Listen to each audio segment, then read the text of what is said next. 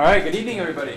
My name is Patrick Green. I'm superintendent for Edison Northeast, and I'm going to kind of walk you through some of the particulars about the project. And feel free to stop at any point as questions come up. I know it's hard to save questions and remember what they are, and then to sort of create the context again in which the question came to your mind. So we'll walk through this. Stop me at any point, ask questions. So I mentioned I'm superintendent. We have some members of the study committee and the communications committee, so if those folks are here, if you could just introduce yourself. They may chime in at some point throughout the presentation.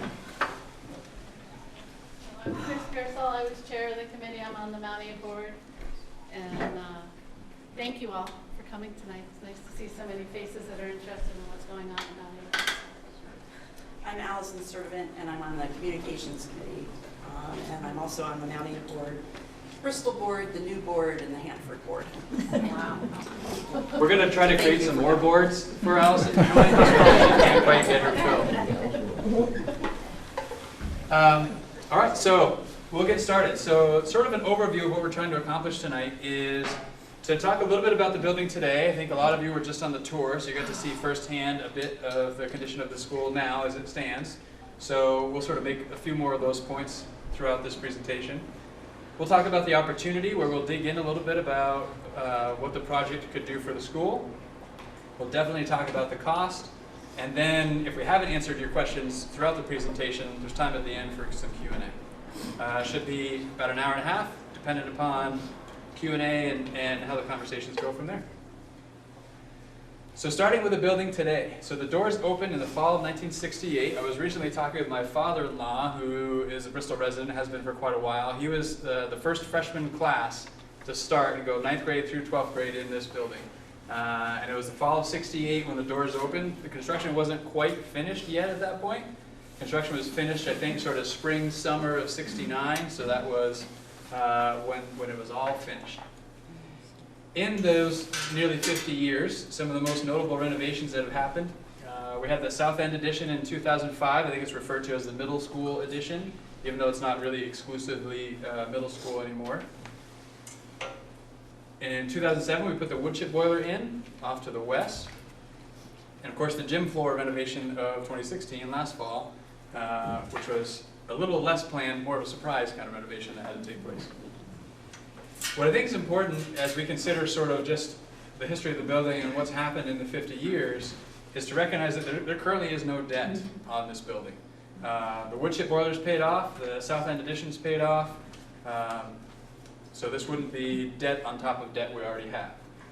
Also interesting to note, so we're forming a unified district, and so all of the debts, but also all the assets become sort of become owned by the new district. For our elementary schools, Lincoln Elementary School has considerable debt because of the renovation it had. And that's about it.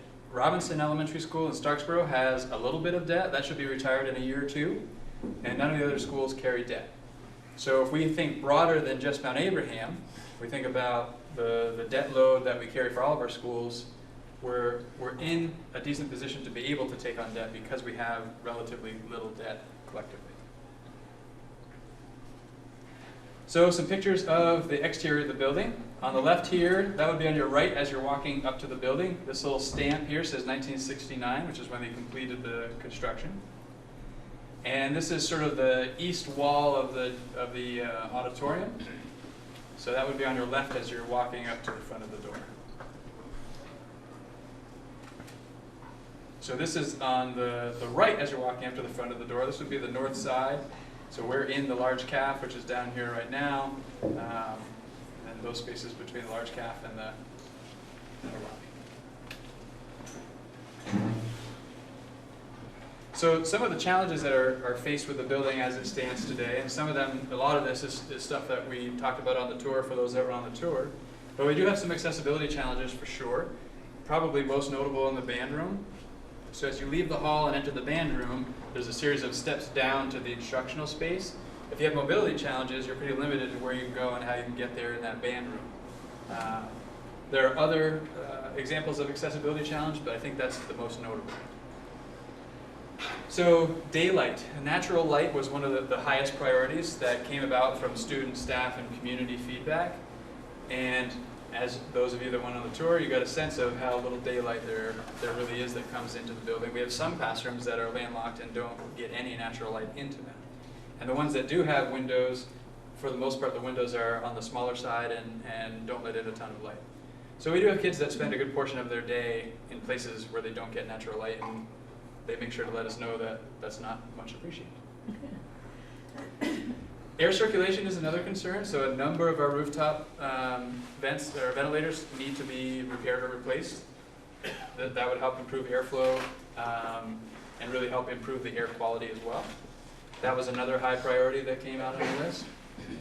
The pass-through classrooms that we got to experience on the tour, that's a bit of a challenge. So students needing to use the restroom, go see the nurse, do whatever they need to do, if they're in one of those exterior rooms, to get out, they have to walk through another classroom that might be in session to get out into the hall and go and do whatever it is they need to do. Certainly not an ideal sort of educational environment.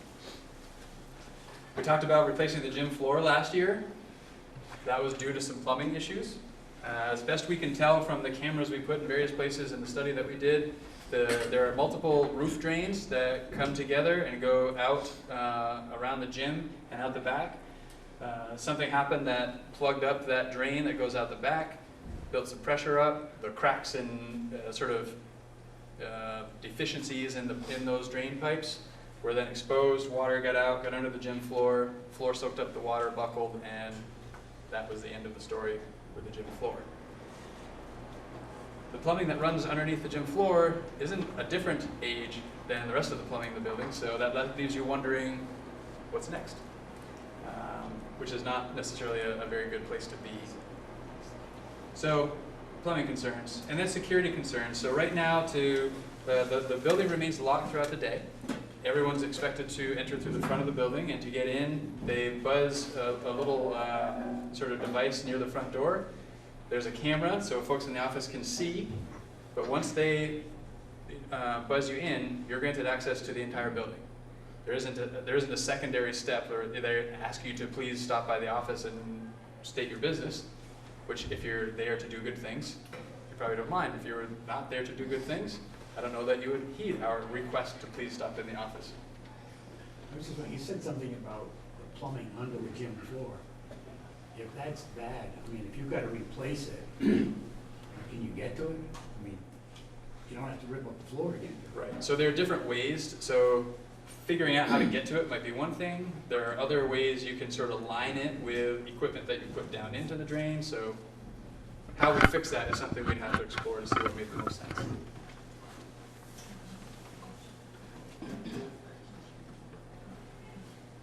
So a little hard to see with the lighting in here, but this is on the west side. This is the entrance near the pool. And although it's hard to see, you can still kind of make out this sort of white film that has built up over time from not having the kind of ventilation that we need to have in the pool area. And that has also created some issues with this window, which I think is actually Devin's office window. Yes, it is. What can you tell us about your office window, Devin? If that stuff wasn't on my window, I couldn't see the Adirondacks, but I can. But in terms of draft and just the functionality, It's pretty bad. I mean, the ventilation in that room, I think anybody will tell you, and anywhere in that upstairs corridor is so bad from the heat rising off the pool and into those locker rooms and into that office and into the wrestling room and into that hallway. It's oppressive, like especially when you have 30 middle school kids running around in that little room. It's really just gross, to be honest. so an example of some ventilation need. So this is, pick a bathroom or a locker room, any bathroom or locker room, and they're all in relatively the same condition. What I appreciate about this is, I fear there's a bit of misconception about that the building hasn't been cared for. I don't really think that's the case. And I'm hearing from folks, I haven't seen the news footage that was out tonight, but I'm hearing from folks that they walked away from with the impression that it's been sort of ignored and that we haven't done what needed to be done. The reality is, and I think this picture is an example of it, that floor is clean, that wall is clean. It isn't that it's not being maintained or taken care of, it's just, it's broken, it's worn, it's 50 years old, and it has had thousands and thousands of people come through. It's indicative of work that needs to happen, I think, throughout the school. So continuing and connecting to a lot of the things we saw in the tour. So those restrooms and locker rooms, they are what they are. They're well used, well worn, 50-year-old restrooms and locker rooms that need work.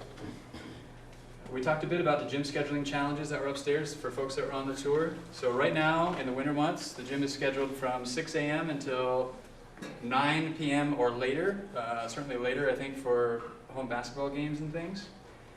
And even with the gym being booked from 6 a.m. until 9 or 9:30 or 10 o'clock at night, we still have basketball teams that need to practice at Bristol Elementary School.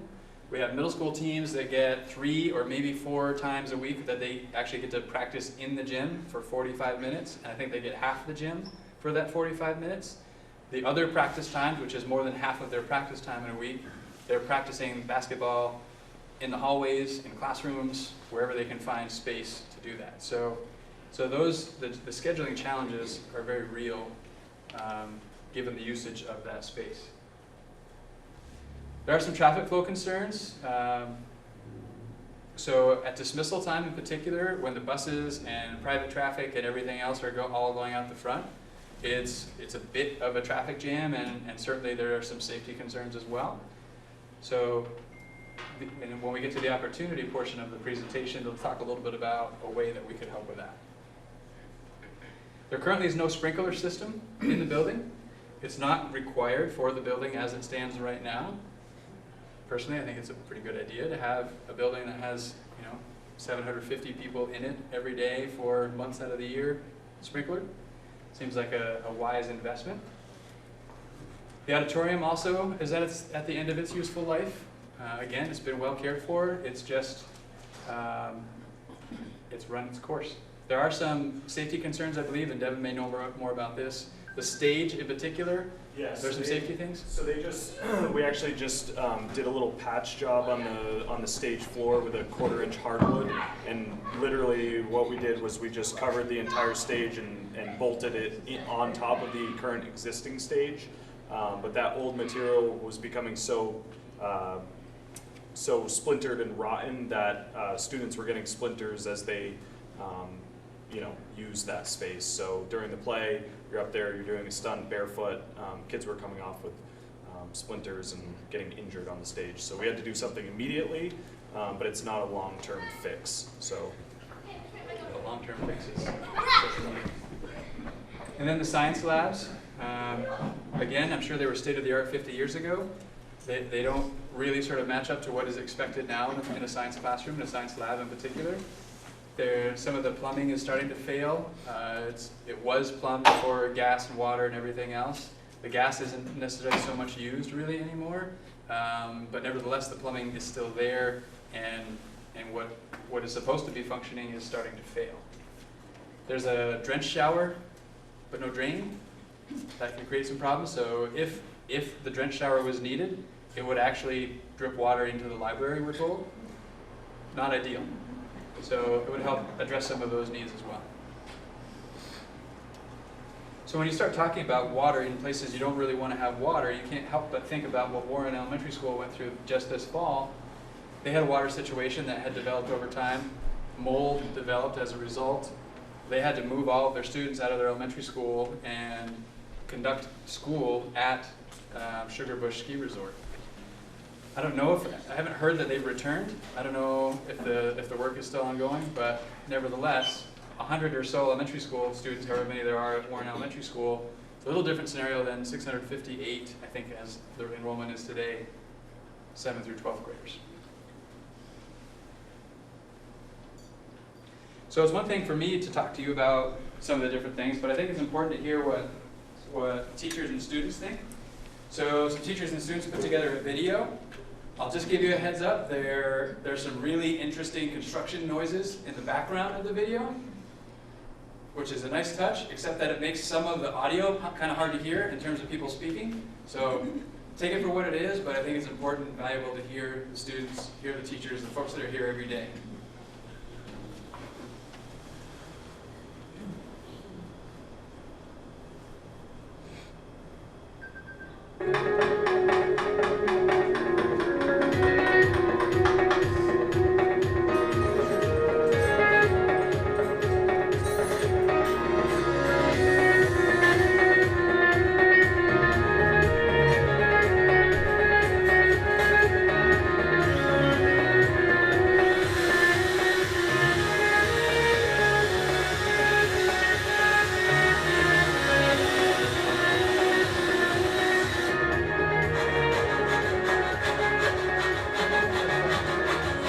You know, the thing I love most about Mount Abe is that it is a true reflection of our five-town community. The energy and the diversity that we have in our five towns meets us at Mount Abraham Monday through Friday at 8 o'clock in the morning, every single week of the school year. And I'll tell you, it really makes for a fantastic place to work and to learn.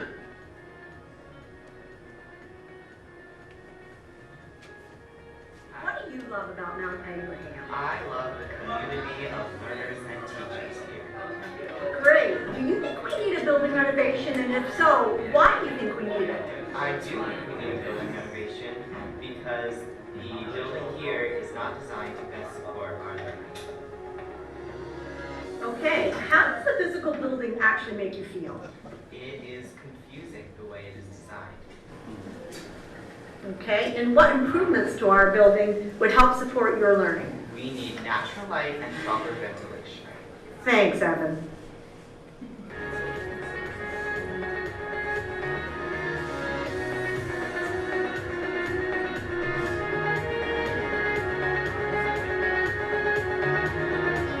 How does the physical building make you Trapped. Yeah, I mean, like, even just, like, looking up and just seeing, like, does anybody else just, like, my mood, like, goes down a little bit when I walk into, especially, like, certain rooms, definitely. Like, for example, like, the chemistry room, just the fact that it's, like, trapping. I feel like the walls are, like, enclosing on you more so than definitely, like, other buildings and other classrooms. Right, so I feel like the place with the most light is the lobby, and we don't have a close, and it still just feels kind of darker. Yeah, like, no, totally agree. Yeah.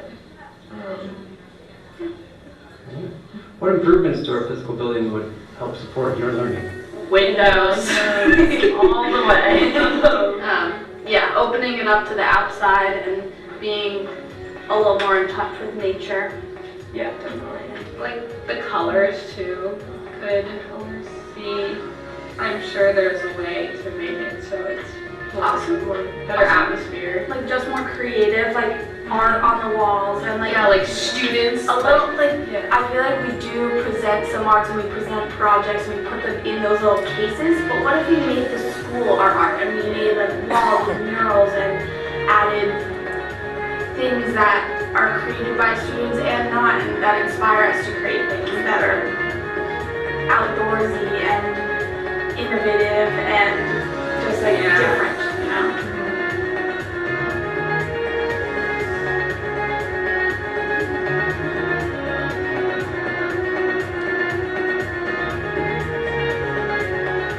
you know? About time that we give our students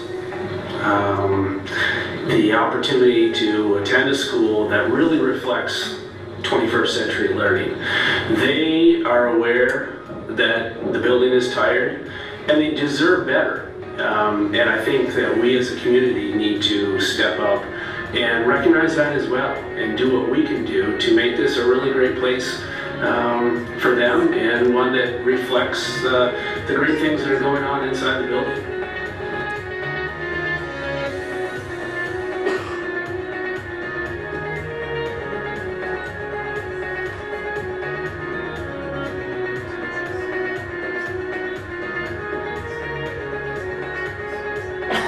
I have been here 25 years now, and I really sense that things are worn out and tired. And when I see kids, reflect on the condition of the building, or I hear negative comments about how tired it is, I have to admit it makes me a little bit sad too. They deserve better. And they're telling us this, and I really feel, like I said before, that it's our responsibility to step up and provide them with a great place to come every day.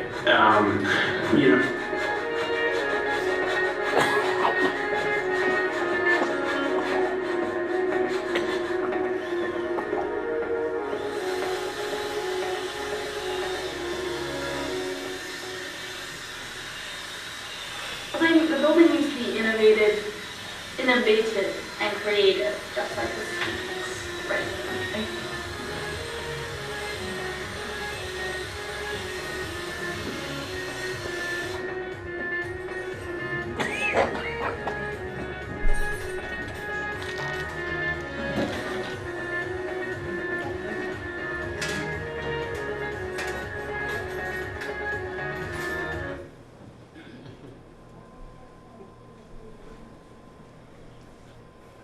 What was that last building that showed us?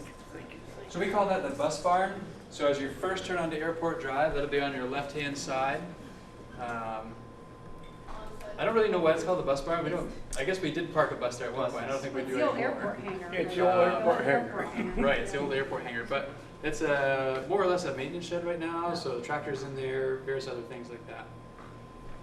And then sort of next to that, so there was the storage pod right next to that, I think. And then there's what we call the Eagles trailer, which is sort of a double-wide mobile home that is used for football and I think lacrosse. And then next to that is what we call the White House, right on the corner. It used to be the superintendent's office. It used to be, I think, a space for some special ed programming that happened there. Center. So, questions about the building as it is now. We're going to start sort of shifting toward what some of the ideas and concepts are in the project. Yeah.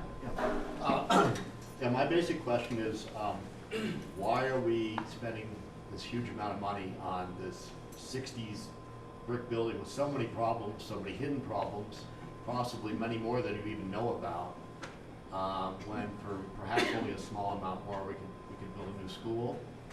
I'd like not to pay a lot more. I'm probably one of those that's going to be paying many times what the estimate in your brochure is going to be already for the next 30 years. I'd rather be putting that money towards something good. A net zero building with good natural daylighting throughout probably could greatly reduce our energy costs, pay for put solar panels on the roof, take care of electricity. So I'd like to suggest that instead of going ahead with this idea, that we consider working with the neighboring brownfields, see if we could get ball fields all around, using Bristol to the north, Casellas to the west. Build a new school, perhaps back here once new ball fields are built. Tear this thing down, sell the gravel, maybe defray some of the costs there. I know we'd have to demolish this, there'd be some cost. Hopefully the gravel at least would pay for that. Probably could even bury it. We've already got a brownfield all around us, so. It just seemed like it's just a waste of money to put so much into a building with potentially so many hidden problems that you're just going to haunt us down the road. For a lot of the same reasons you just mentioned, we explored that option with the architects and the cost estimators, and what we were told is a new high school with the same footprint, and we could debate whether we need exactly the same footprint, if it could be smaller, etc., but it would be $70 to $80 million. So I went online because I was curious about that too, and I'm not saying these are the actual numbers, but a pretty authoritative source was the 19th Annual School Construction Report from School Planning and Management. So that was 2013 numbers, actual numbers, and the median middle school, high school was something like $240 per square foot, which in 2017 dollars is about $255.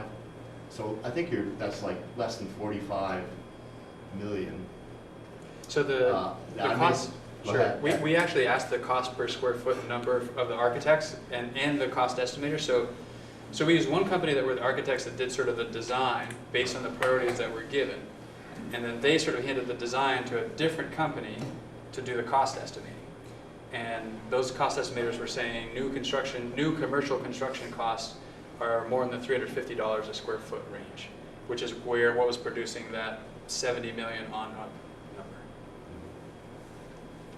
We certainly explored that. So is that based on actual statistics in Vermont schools? Yeah, I mean that is what. So they have a team at this construction company that is what it's pre-construction, and that is their field of business. So. Okay. Well, I actually, I think that could be explored some more, but I don't know, this is internet data, who Sure. knows, but it is, a magazine devoted to the purpose. And I looked for Vermont data, I couldn't find it. Yeah, I suspect if the number had been even a little closer to what we were looking at for the pretty complete renovation, that might have been something that was explored a little more thoroughly. But given that it was twice and maybe then some the cost, it pretty quickly began to be something that the committee, I thought, realized was just too costly. Unfortunately, the Northeast is about $100 more per square foot for construction. This is actually the same publication that you have, and it's broken out by region. Unfortunately, my brain is in the same place about whether we should be working on this, fixing this up. The costs are definitely high with that option. And it certainly has a lot of benefits, but again, even though the number is so high, believe it or not, their clear direction to the architect was meet the priorities in the most cost-effective way you can. So are you going to get anywhere near net zero energy-wise here? I mean, you're going to still have high energy costs. Right. Definitely will be reduced energy costs. I don't know that, we haven't done the study to know exactly I think you need what's to look put at the in. whole For sure. cost picture, and I just wonder, it just doesn't, And boy, it's hard to put so much money into a place that can still have so many And costs. the unknowns scare me with this building. I think the chances of a cost overrun on a renovation project is much higher than on a clean build. Yeah, that may very well be. There's a lot of money in here for soft costs for contingencies because of that. And it's hard to know if you're going to have enough or not, but that was given considerable thought to figure out how much money should be in there. So the total soft costs of the project amount to about $7.5 million. A big portion of which is contingencies, and there's lots of other things that go into the soft cost. But yeah, I think ultimately where the committee landed was there's enough concern about being able to pass $35 million. The thought of going out for tens of millions more just seemed like it couldn't pass the straight face test. I guess while we're on the money, my concern is I've worked construction for quite a bit, is you got a renovation here with an awful lot of unknowns, surprises. You've got a conceptual idea of what you want to do. You don't have architectural drawings yet. So you've got to have very vague estimates of costs. But once you go for this bond, whatever it is, you're obligated to spend all of it on this building, even if you don't need it. So if you have soft costs of $7.5 million, but you only needed $2 million, you're going to have to find a way to spend another $5.5 million. So I guess why aren't you following this through a little bit further with more engineering studies done? Sure. So there have been some engineering studies done in the past that we've been using to sort of build into this, that the architects looked at all the various studies and things like that. The reality is the cost to do the studies that we really would need to do so thoroughly to know everything we're going to get into before we start tearing it. And even that you can only know so much until you start peeling the walls off. That would be such a great cost that if this didn't pass, we don't know that we would have gained the benefit of having done that. So but that's a great question. How deep do you go in figuring out all the details before you put it out to bond and go for it? And the committee thought the conceptual, doing the studies with some degree of detail, but not the exhaustive detail that we could have.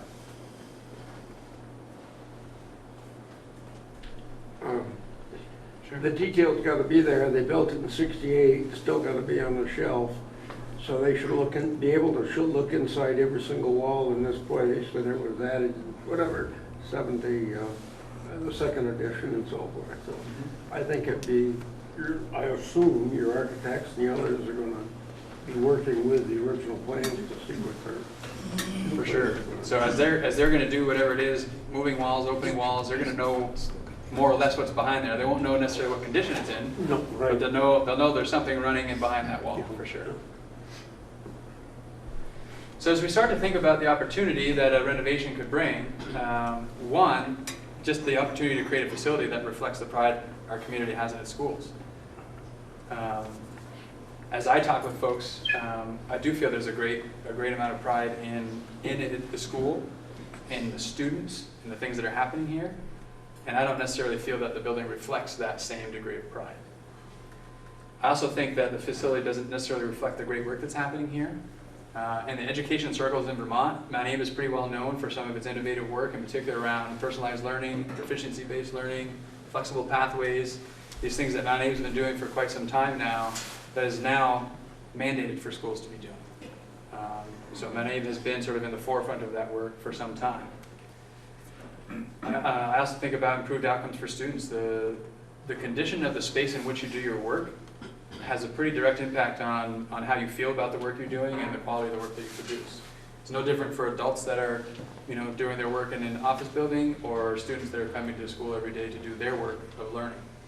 So the impact that can have in improving outcomes for students, I think, is also worth noting.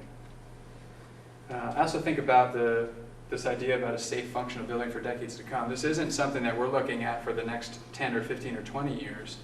The idea is we should do the work and do it with such quality that this is the next 50-year sort of installment of the investment in our school. I also think about if you went to a hospital that hadn't really been renovated in the last 50 years, I suspect you'd wonder what kind of care you'd be getting in that hospital. Even if it happens to have great care, your belief and your thoughts about the kind of care you're going to get as you walk in the building might differ from what is actually offered there. Again, I don't think that's different for a school system. Folks that approach this school, enter the school, I don't think see what reflects the great work that's happening here, the great care that's being given.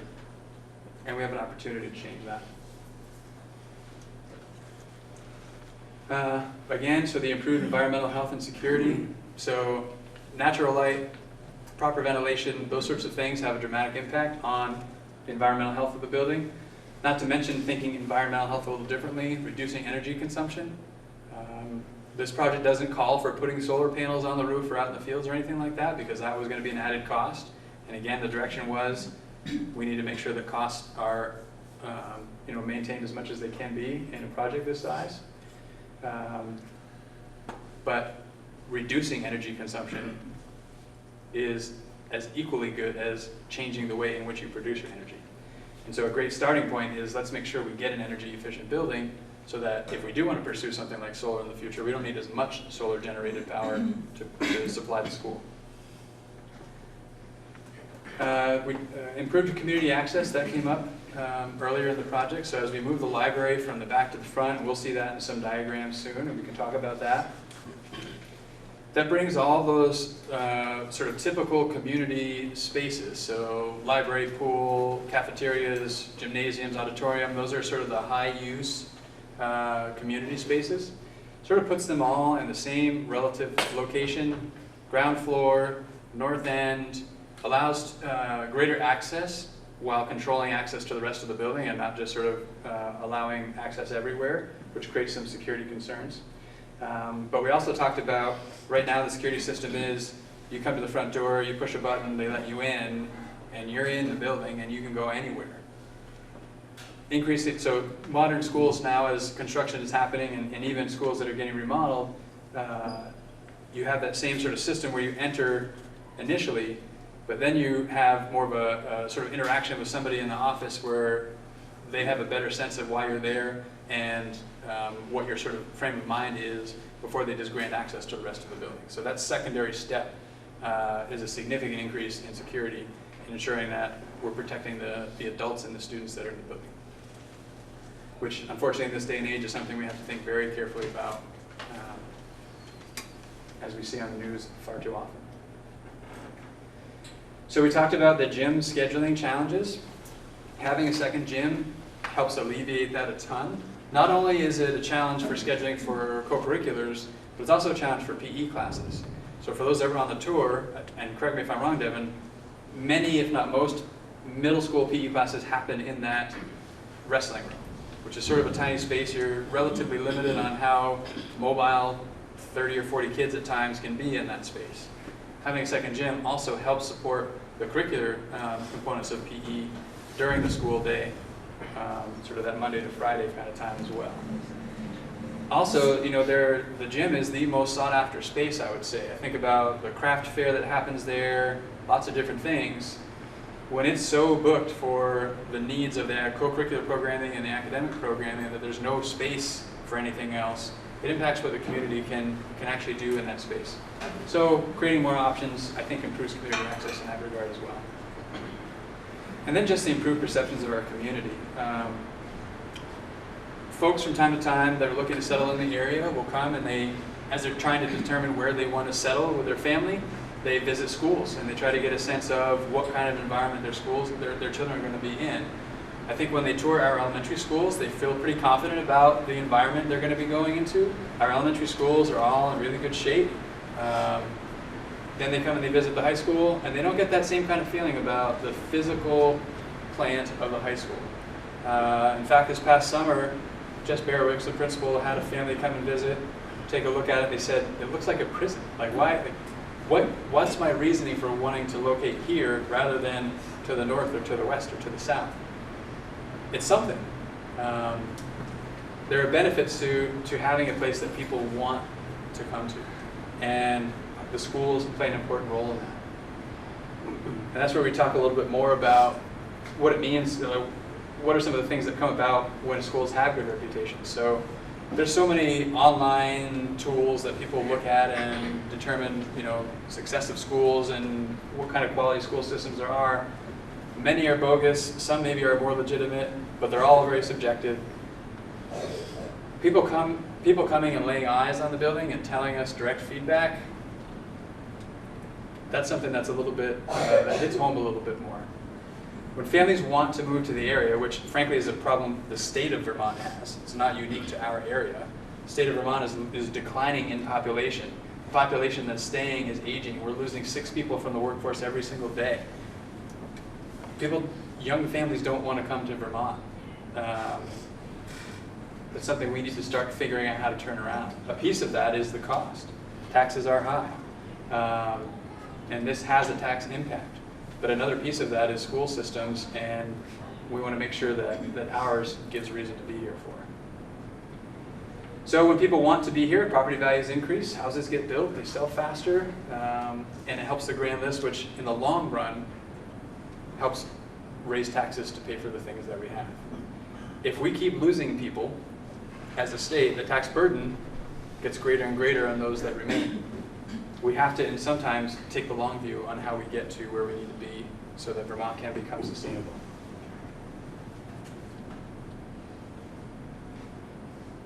So digging a little bit more, so this is clearly an image that folks have seen. This is on the front of the brochure. This gives you a sense of a number of things. So right away you can sort of see sticking up in the back, that would be the addition of that second gym. This is a clear story that goes around the roof, so it allows a lot of natural light into that space, but it's indirect light, so it's not blinding people as they're going up and down the court and doing what they're doing in there. We talked about a lot of classrooms that don't have natural light because they're sort of landlocked.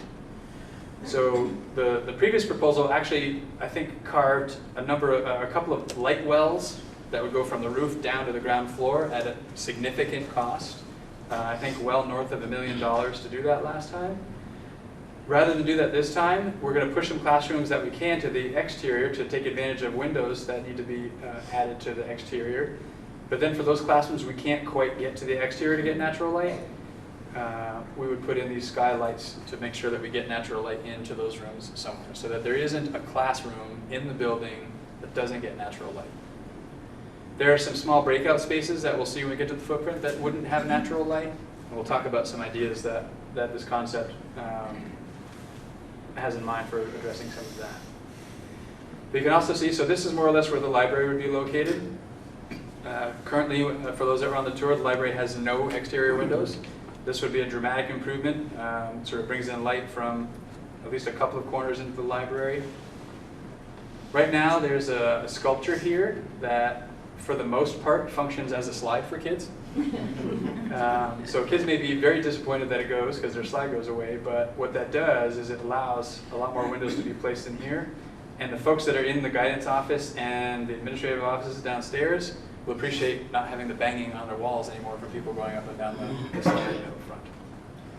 but it just opens this space up more, and I think in terms of it meets the priority of natural light, and what it does for the welcoming feel as folks approach the school, I think is also worth noting. So here's a little bit of a bird's eye view. So this sort of lighter color orange is the existing footprint. This darker orange would be what would be added to that footprint. So more or less this rectangle is the new gym. And this is where the locker rooms would attach to the pool area. So those locker rooms would double as locker rooms for the gym and for the pool. Currently, folks that use the pool need to come out of the pool, walk down the hallway to the locker rooms, dripping water in the hallway and all that, to go change and do what they need to do. This would help resolve that problem. And then here is just sort of an entryway. We would move the AD's office down, and I think some storage as well in that space where it would attach to the building. You can also see in this the addition of a bus loop. So right now this is paved pretty much up until somewhere in this neck of the woods. So we would try to capitalize on that as we have this bus loop that goes around. So it's a bus loop, but as Devin mentioned earlier, to have deliveries come around the back. So when we look at the footprint, you'll also see this is more or less where the library, I think, is currently located. Or is it more here? I'm trying to orient myself. And maybe it's more here. This is more the gym, I guess. But to have the facilities and all of our design tech programming in that same area makes for those deliveries to happen a little more smoothly as well. The bus loop aspect of this frees up some of that traffic concern and safety concern from the front, in particular dismissal time that we were talking about earlier. So bussers get dropped off and picked up back here, and others come here. You're not going to do anything with the middle school? Way on the end? No, when you say not do anything with it, what do you mean? Well, what's the proposal for that? So because that was recently done in 2005, 2005, it's in much better shape than the rest of the school. So this portion right here won't need nearly as much work as the rest. I wouldn't say it doesn't need anything, but it needs a whole lot less.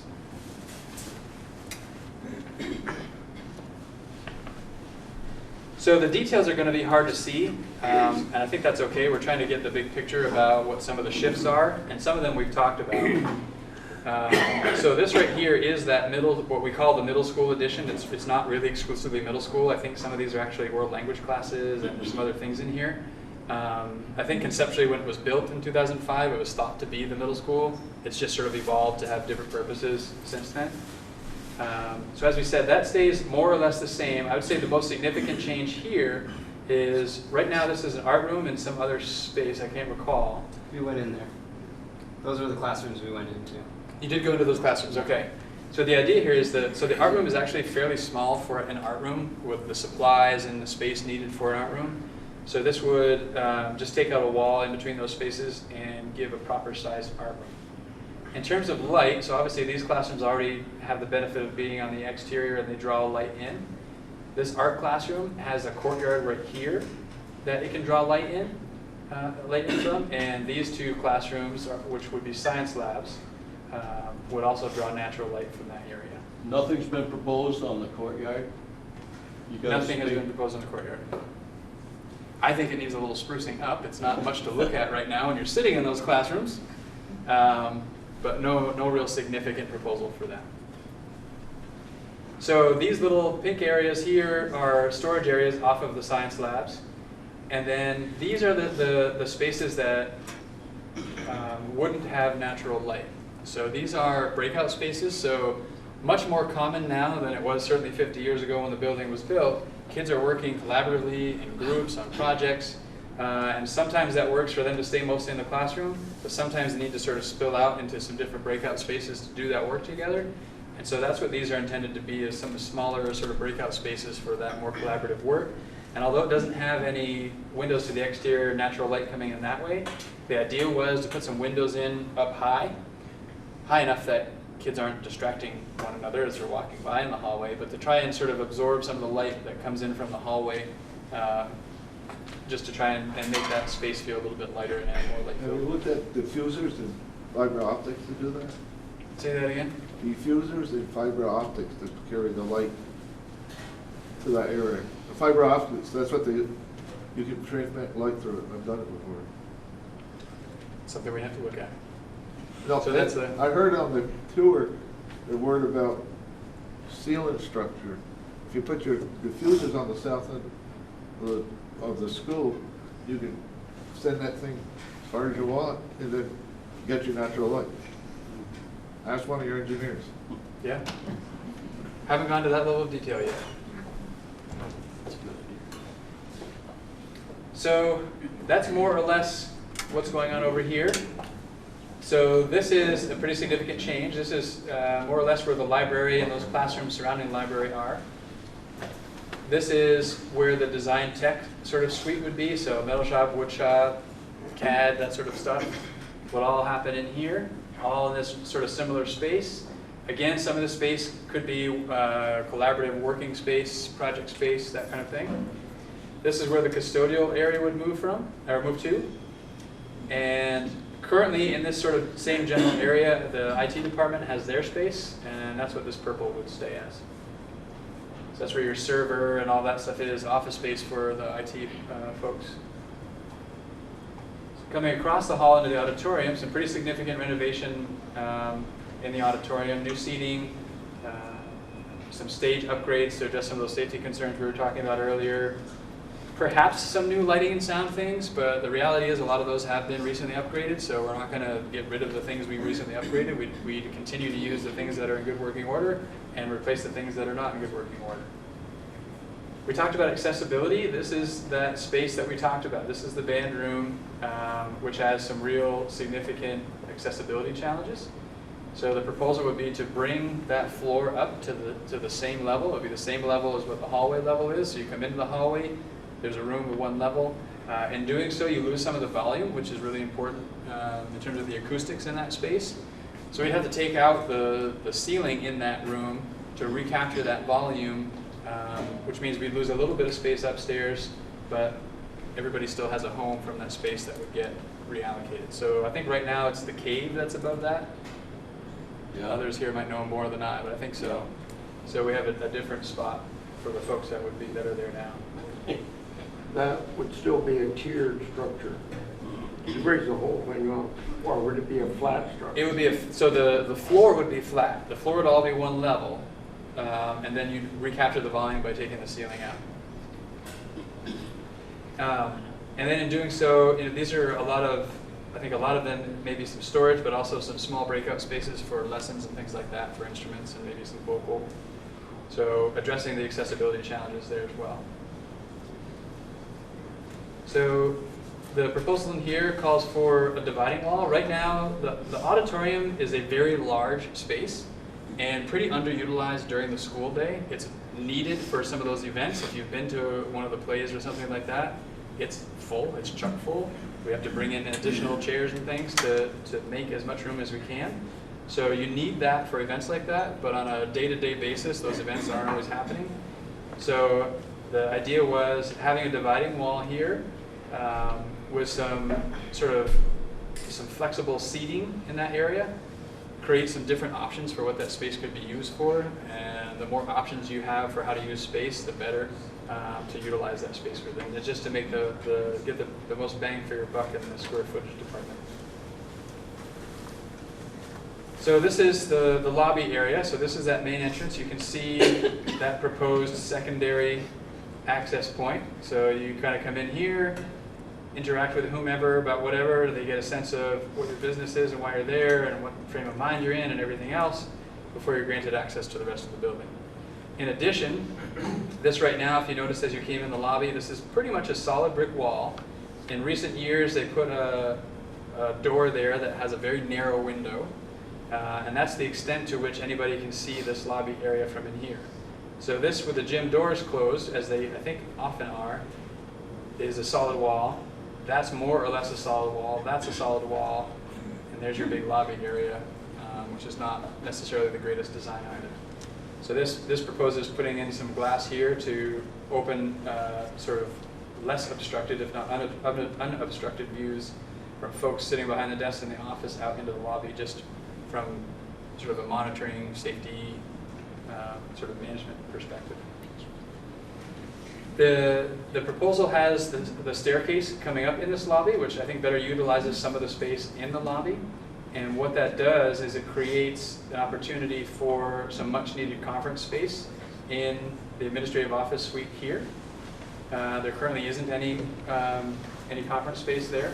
You'll also see when we get upstairs that it creates a conference space for the guidance suite as well, directly above that. So continue to the north, there's the gym, which has the new floor, so not necessarily a whole lot needs to happen in there. Moving here, so there's where the library, the learning commons would move to. Sort of a nice big space. There's some flexibility as we work through the design to consider whether or not we want more breakout space as these are. You know, we could do some different framing here and create a couple more breakout spaces if that seemed like the better way to go in terms of use of space, or we keep it a little bit more open. So as you saw from that first picture, a lot more glass here, filling that library with natural light. There's actually some glass here too, so again, you have sort of eyes from the library into the lobby. I'll save a surprise for later, but there's a very exciting thing, I think, happening right here that you'll get to see. Currently, the elevator is located here. This proposal has the elevator moving. That's something that needs to get ironed out in the design phase as to which makes the most sense in terms of accessibility and the proper location for the elevator. It's not a bigger elevator. It's just thinking about its location relative to everything. I'm assuming that's a big cost. Why would you move the elevator? That's the question. So right now, there was a student in one of these presentations, and here's a good reason why. A student in one of these presentations in a different town was present, and we mentioned, the elevator's here now, and this says maybe we move it here, or maybe we keep it there, and her response was, we have an elevator? That's perhaps a reason to move the elevator, if people don't know that it's there. Put a sign up. But that's something, it's not a definite that it moves the elevator. The elevator needs some work, and the work's going to get done. I'm kind of in the same thinking of you, that doesn't necessarily need to happen, and that's something we're going to have to weigh the pros and cons on before it gets finalized in the design phase. That elevator does get stuck. Yeah, it needs work. My wife has been stuck in it. So in this area, so this lighter blue is the nurses' space. This would remain the nurses' space. We may think differently about how it's organized to maximize that space, but it stays as is. These are currently bathrooms. They will remain bathrooms. Fit and finish upgrades for sure, but not changing where they're located, which would be a greater cost. The last proposal had the kitchen moving to the west and making one large caf. That was a pretty significant cost when you think about all the infrastructure that would need to move along with all the kitchen equipment. This proposal says, let's keep the kitchen where it is. Again, fit and finish upgrades. The most sort of significant thing that would be a change is there's insufficient cold storage, and there's someone who has a much better experience with that here tonight. But as I understand it, there's insufficient cold storage, so this would create some additional cold storage for that space. That's more or less what happens in the kitchen. Another somewhat significant change, right now, as folks come into the cafeteria, as kids come into the cafeteria, they go through the door that Devin's leaning on, into the service area, and then out the other door. This would propose to open that up more and just create sort of a more open feel between the kitchen and the cafes. And that would happen on both sides. So these two areas here on either side, so this is off the small caf, directly to our west, and this is off the large caf right behind me here. Kids right now, when the weather's nice, and actually when I came earlier today, there were a number of kids sitting at picnic tables here, and I don't know if that happens as much in the back, but kids tend to sort of flow out into those spaces when the weather's nice, so it's clear that's something they want to be able to do. So to actually create the space for that to happen, give them a little bit more of a pleasant eating space for really relatively little cost compared to the scope of the work, seemed to make some sense. There's the gym addition we talked about. These are the locker rooms that we were talking about. There's the sort of office storage space we were talking about right there, and that's just sort of the entryway and then the hallways there. These are the current locker rooms off of the main gym. They would stay locker rooms off of the main gym, finish upgrades, which are pretty needed at this time. But again, they stay where they are. That's downstairs. Question, in regards to all the windows that are being added, does that change the security concerns at all? Having more windows, having access to the outside, and just curiosity? No, not really. I think if you have 2 windows on a wall or 4 windows on the wall, if somebody wants to get in through a window, they got the option to get in through a window. With an active shooter type scenario, you have to get away from windows, I'm assuming, right? That's part of the protocol. That doesn't play into that at all. There are various things that can be done. So I know there's a safety film that can be applied to windows, or there are things that can help sort of reinforce the glass to make it so it doesn't make it impenetrable unless you put bulletproof glass everywhere, which I don't think is the direction we want to go. But it sort of slows access, which is really what you're hoping to do with any of these measures, including that secondary access. Somebody could probably still get through that, but it'd be a lot harder, take a lot more time, and in those situations, as much as anything, you're trying to buy yourself that time. And the outdoor eating area, that doesn't... Kids are eating outdoors now, so it doesn't necessarily change that security aspect. And PE classes go outside, other classes, so that there are protocols in place for people to manage that. So should some sort of drill be called or some actual event happen, people know what to do. So unless we decided kids don't get to go outside, then that's just the risk we've got to take. Thank you.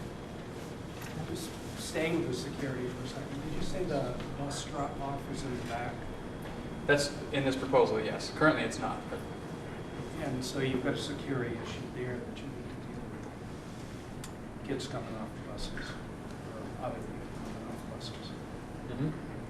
And so right now, so at the start of the school day and at the end of the school day, the doors aren't locked because the flow of people is so tremendous. But there are adults stationed in particular in the front of the building. So as kids are coming in the morning, anytime I've come, there's been 3 adults or more in that lobby area that are there to have the eyes and to have that added security rather than have 750 people buzzing to get locked in or get unlocked and get in and all that stuff. Oop. That's my little timer that tells me I've been talking too long.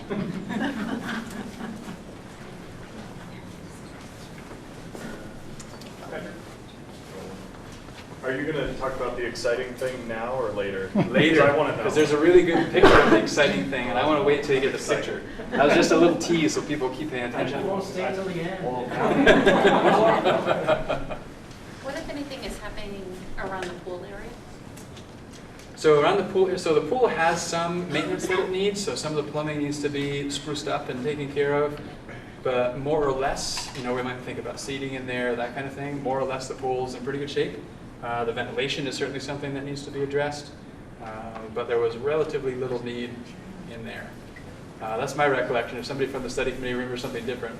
What was the question about pool? Yeah, like how much work is going to happen in the pool area? So really it's mainly some repairs, but a lot of the repairs have been done. So one thing that went into this was that the bond from 4 years ago, the 32 million, we've knocked away a lot of the things that were proposed in that plan. So those are things we now don't have to spend money on. So like we've replaced some of the pumps in the pool and we're going to continue to do some of that small upkeep. So relatively little in this project that'll happen in that pool area. Right. Yeah. That upper courtyard is surrounded on all but the north side. Isn't that going to be a problem in the winter with ice and snow taking care of that? Because there will be no sun up near the building at all. Perhaps. Right where the door goes out there. Yeah, I can't say for sure. I don't know what kind of issue that will create, but I know in the wintertime that's not going to get utilized to the same degree that it does So in the maybe a warmer weather. bigger courtyard, where the sun comes in on the other side would make more sense. Could be, yep. Ready to go upstairs? So this is that 2005 edition, which doesn't have an upstairs, so that's why that's sort of just a white box there. So important to note that, so there are some rooms that we've talked specifically about, and there are other rooms we haven't really talked much about at all. All of the rooms would get fit and finish upgrades. So that might be flooring, ceiling tiles, walls, doors, those sorts of things. Even if their walls aren't getting moved or something more dramatic. And so there are a lot of rooms that fit that description up here. So pretty much all of these light blue rooms get fit and finish upgrades. And we'll talk a little bit more about the wrestling room, in particular the locker rooms here. And this is what is the cave right now, and that would be open down below, which is where that band room was that we were taking the ceiling out of to recapture some volume. But for the most part, these classrooms, whether they were math classrooms or social studies classrooms or something else, pretty interchangeable. Some of the rooms that are less interchangeable, so these darker blue are the science labs that would be upstairs. So again, sort of bringing that modern space. Something we didn't talk about on the downstairs footprint. This sort of L shape provides the two kinds of spaces that are advantageous to have in a science classroom. You have sort of your lab section and you have more of your sort of classroom section. So that would, I think, provide a good feature, and that was a design that was intentional. And again, you have a storage closet, and again, you have those same kind of breakout spaces. So this is more or less the same as what you saw downstairs. So again, with this courtyard here, these science classrooms draw natural light from there. Of course, these are on the exterior, drawing in natural light. And then, much like downstairs, these breakout spaces would have the windows up high to try and draw in light from the hallway. The science area is going to stay where it's at? Talking about this science area, or? Yeah. Yeah, they'll stay where they are, and just the rooms get some minor adjustments, but major sort of fit and finish upgrades, and all the plumbing issues that are in there now get addressed. And maybe if we're going to have a drenched shower, we have a drain for a drenched shower. Seems like it would be a good idea. This light blue area, this is a planetarium right now, so that would remain the planetarium. That's pretty specific. There's a lot of infrastructure in there for that purpose, so the plan right now is that would stay. I think this is a space that was sort of created to capture the lost space there. Then we kind of come around the corner. This is the guidance suite, so this is directly above the administrative offices downstairs. This is where the stairwell is, which would become a conference room. So as families come in and need to meet with guidance counselors, oftentimes about some pretty sensitive things, to have a space they could go with some privacy to have those conversations that's not in somebody's tiny little office is a good thing. Also, we have a lot of sort of interagency meetings where we're working with DCF and we're working with the counseling service and we're working with other service providers. And sometimes those meetings can get pretty big as folks have a lot of supports wrapped around them. So to have that conference space to host those meetings would also be a good thing. So this would be open to below. This is that lobby area. There's a staircase that comes up.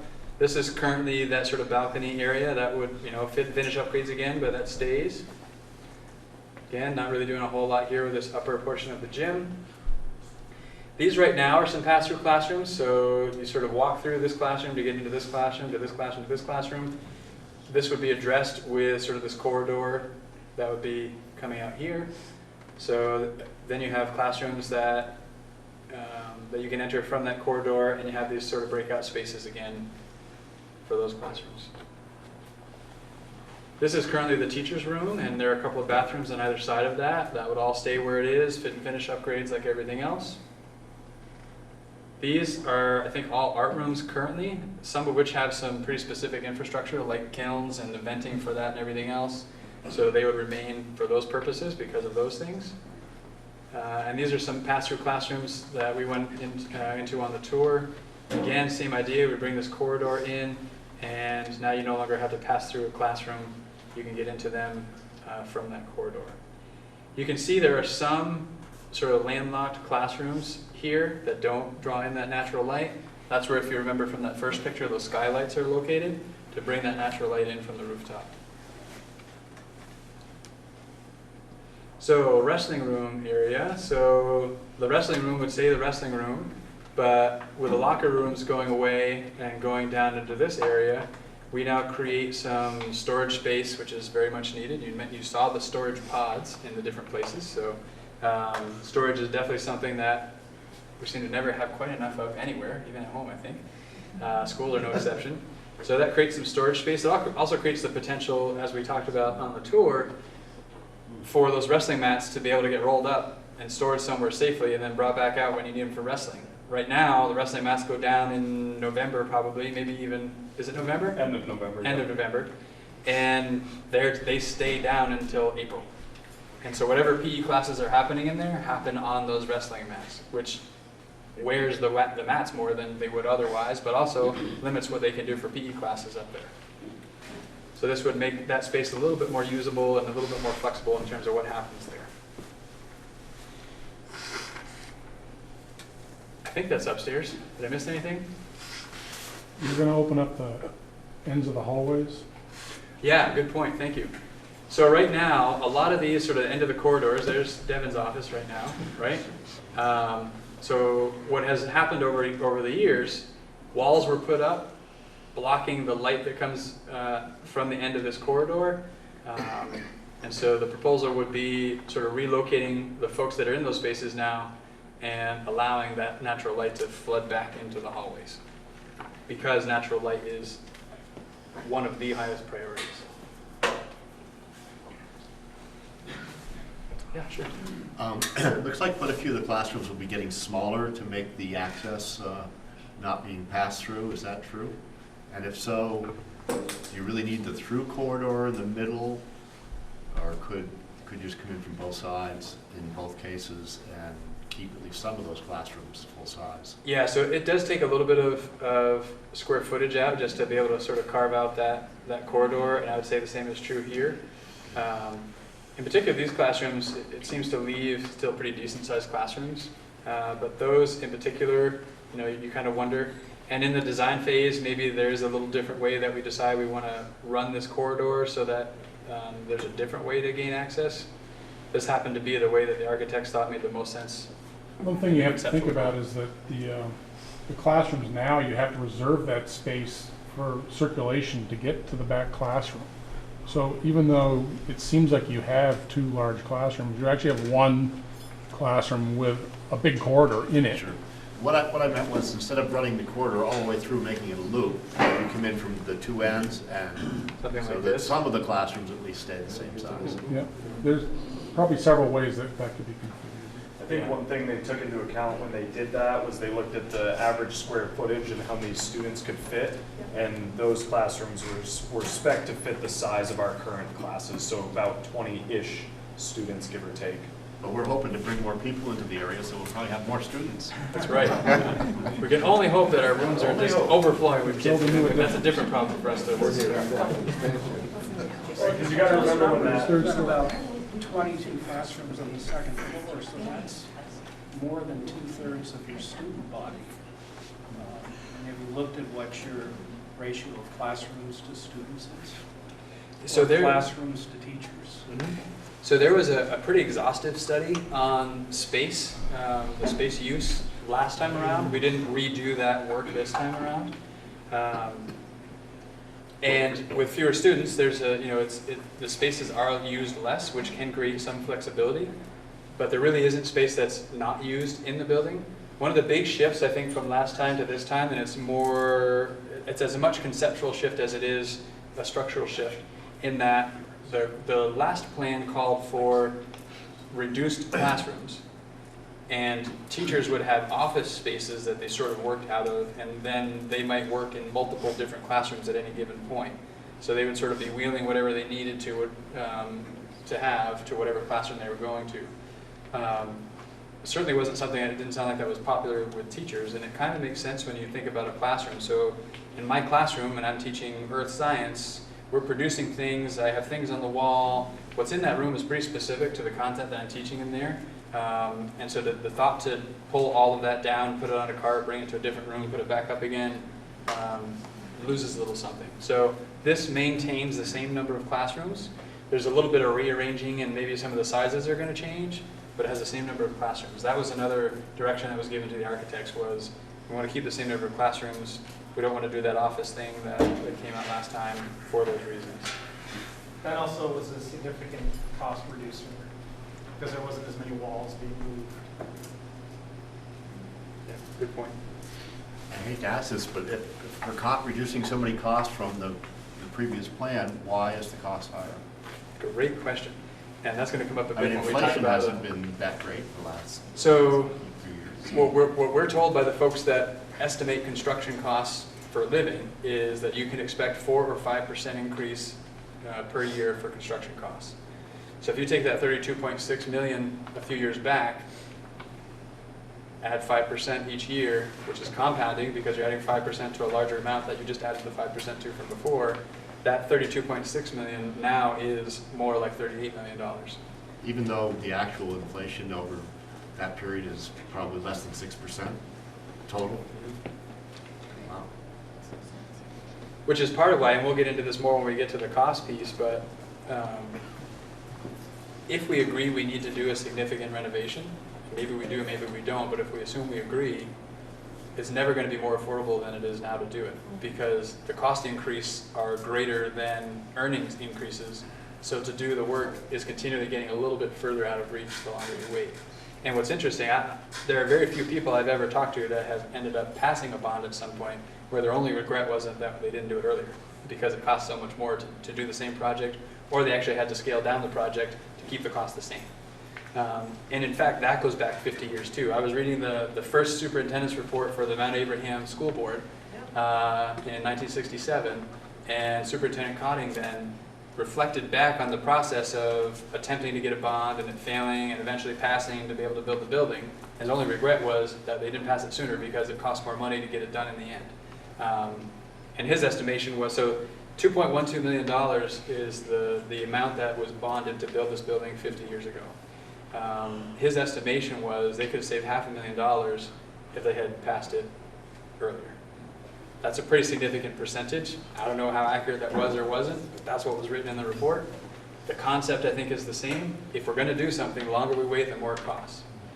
Again, one of the slides we'll see in a moment is you take that 5% on the kind of money that we're talking about, every month that goes by that we're figuring out, are we going to do this, are we not going to do this, and what is it we're going to do, amounts to about $143,000 that cost is going up. So the motivation here is, if we're going to do something, let's get to it and stop waiting for those costs to escalate. So a little primer for the conversation to follow. It's exciting stuff to talk about, so I kind of go down on tangents sometimes. That's upstairs. Now we can take a look at some of the interior pictures. So here's that staircase. So this is as if you're looking from the administrative offices. You can kind of see the corner of that secondary access point right here. You know, sort of a nice staircase that gets you upstairs. Here's some glass that opens up into the library. And that exciting thing I was talking about. Currently, the school store is in a closet somewhere in this building, and I don't know if anybody in here knows where it is. Maybe 2 people. This puts the school store right here on the corner of the library, lobby, real high traffic area. I think that's a great thing to recognize the work that's going on there.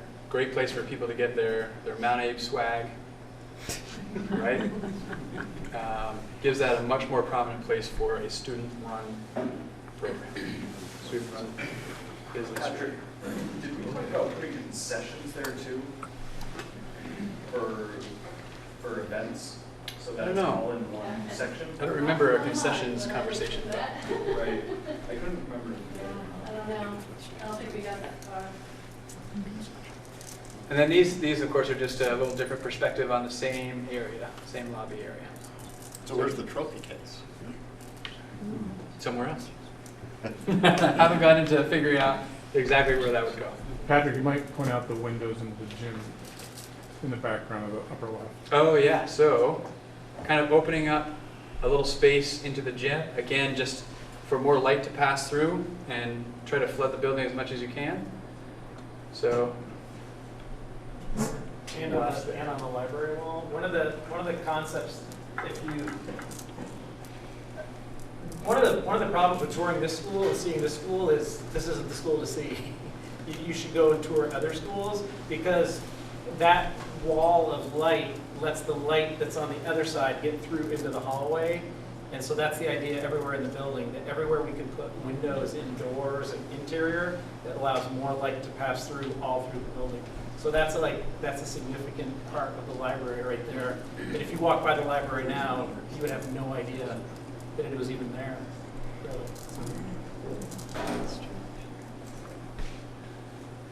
All right, so more about cost. I've started that conversation a little bit.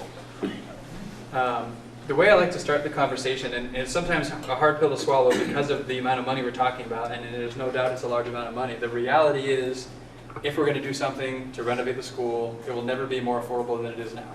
However affordable it is or isn't for an individual, it doesn't get more affordable 5 years from now.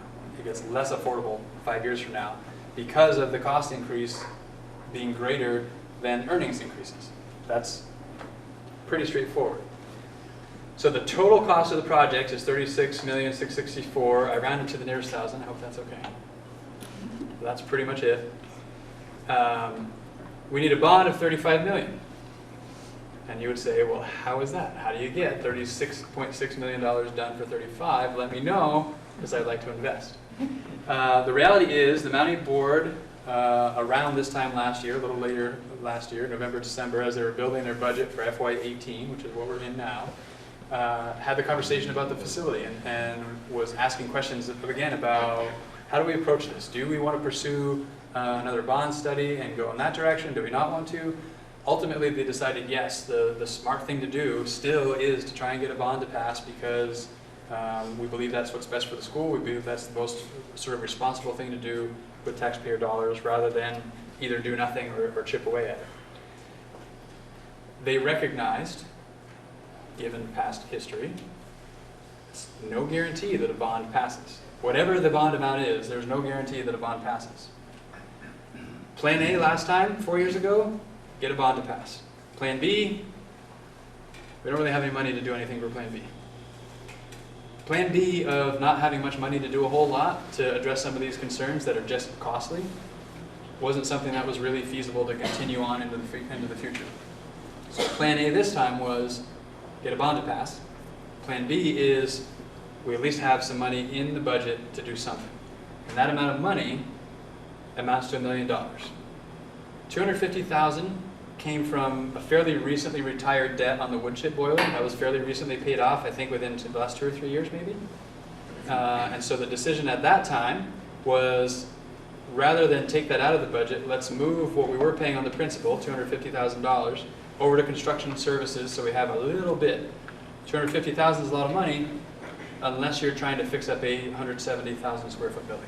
It doesn't get you very far. That buys you, I think we talked about, that buys you a curtain in the auditorium.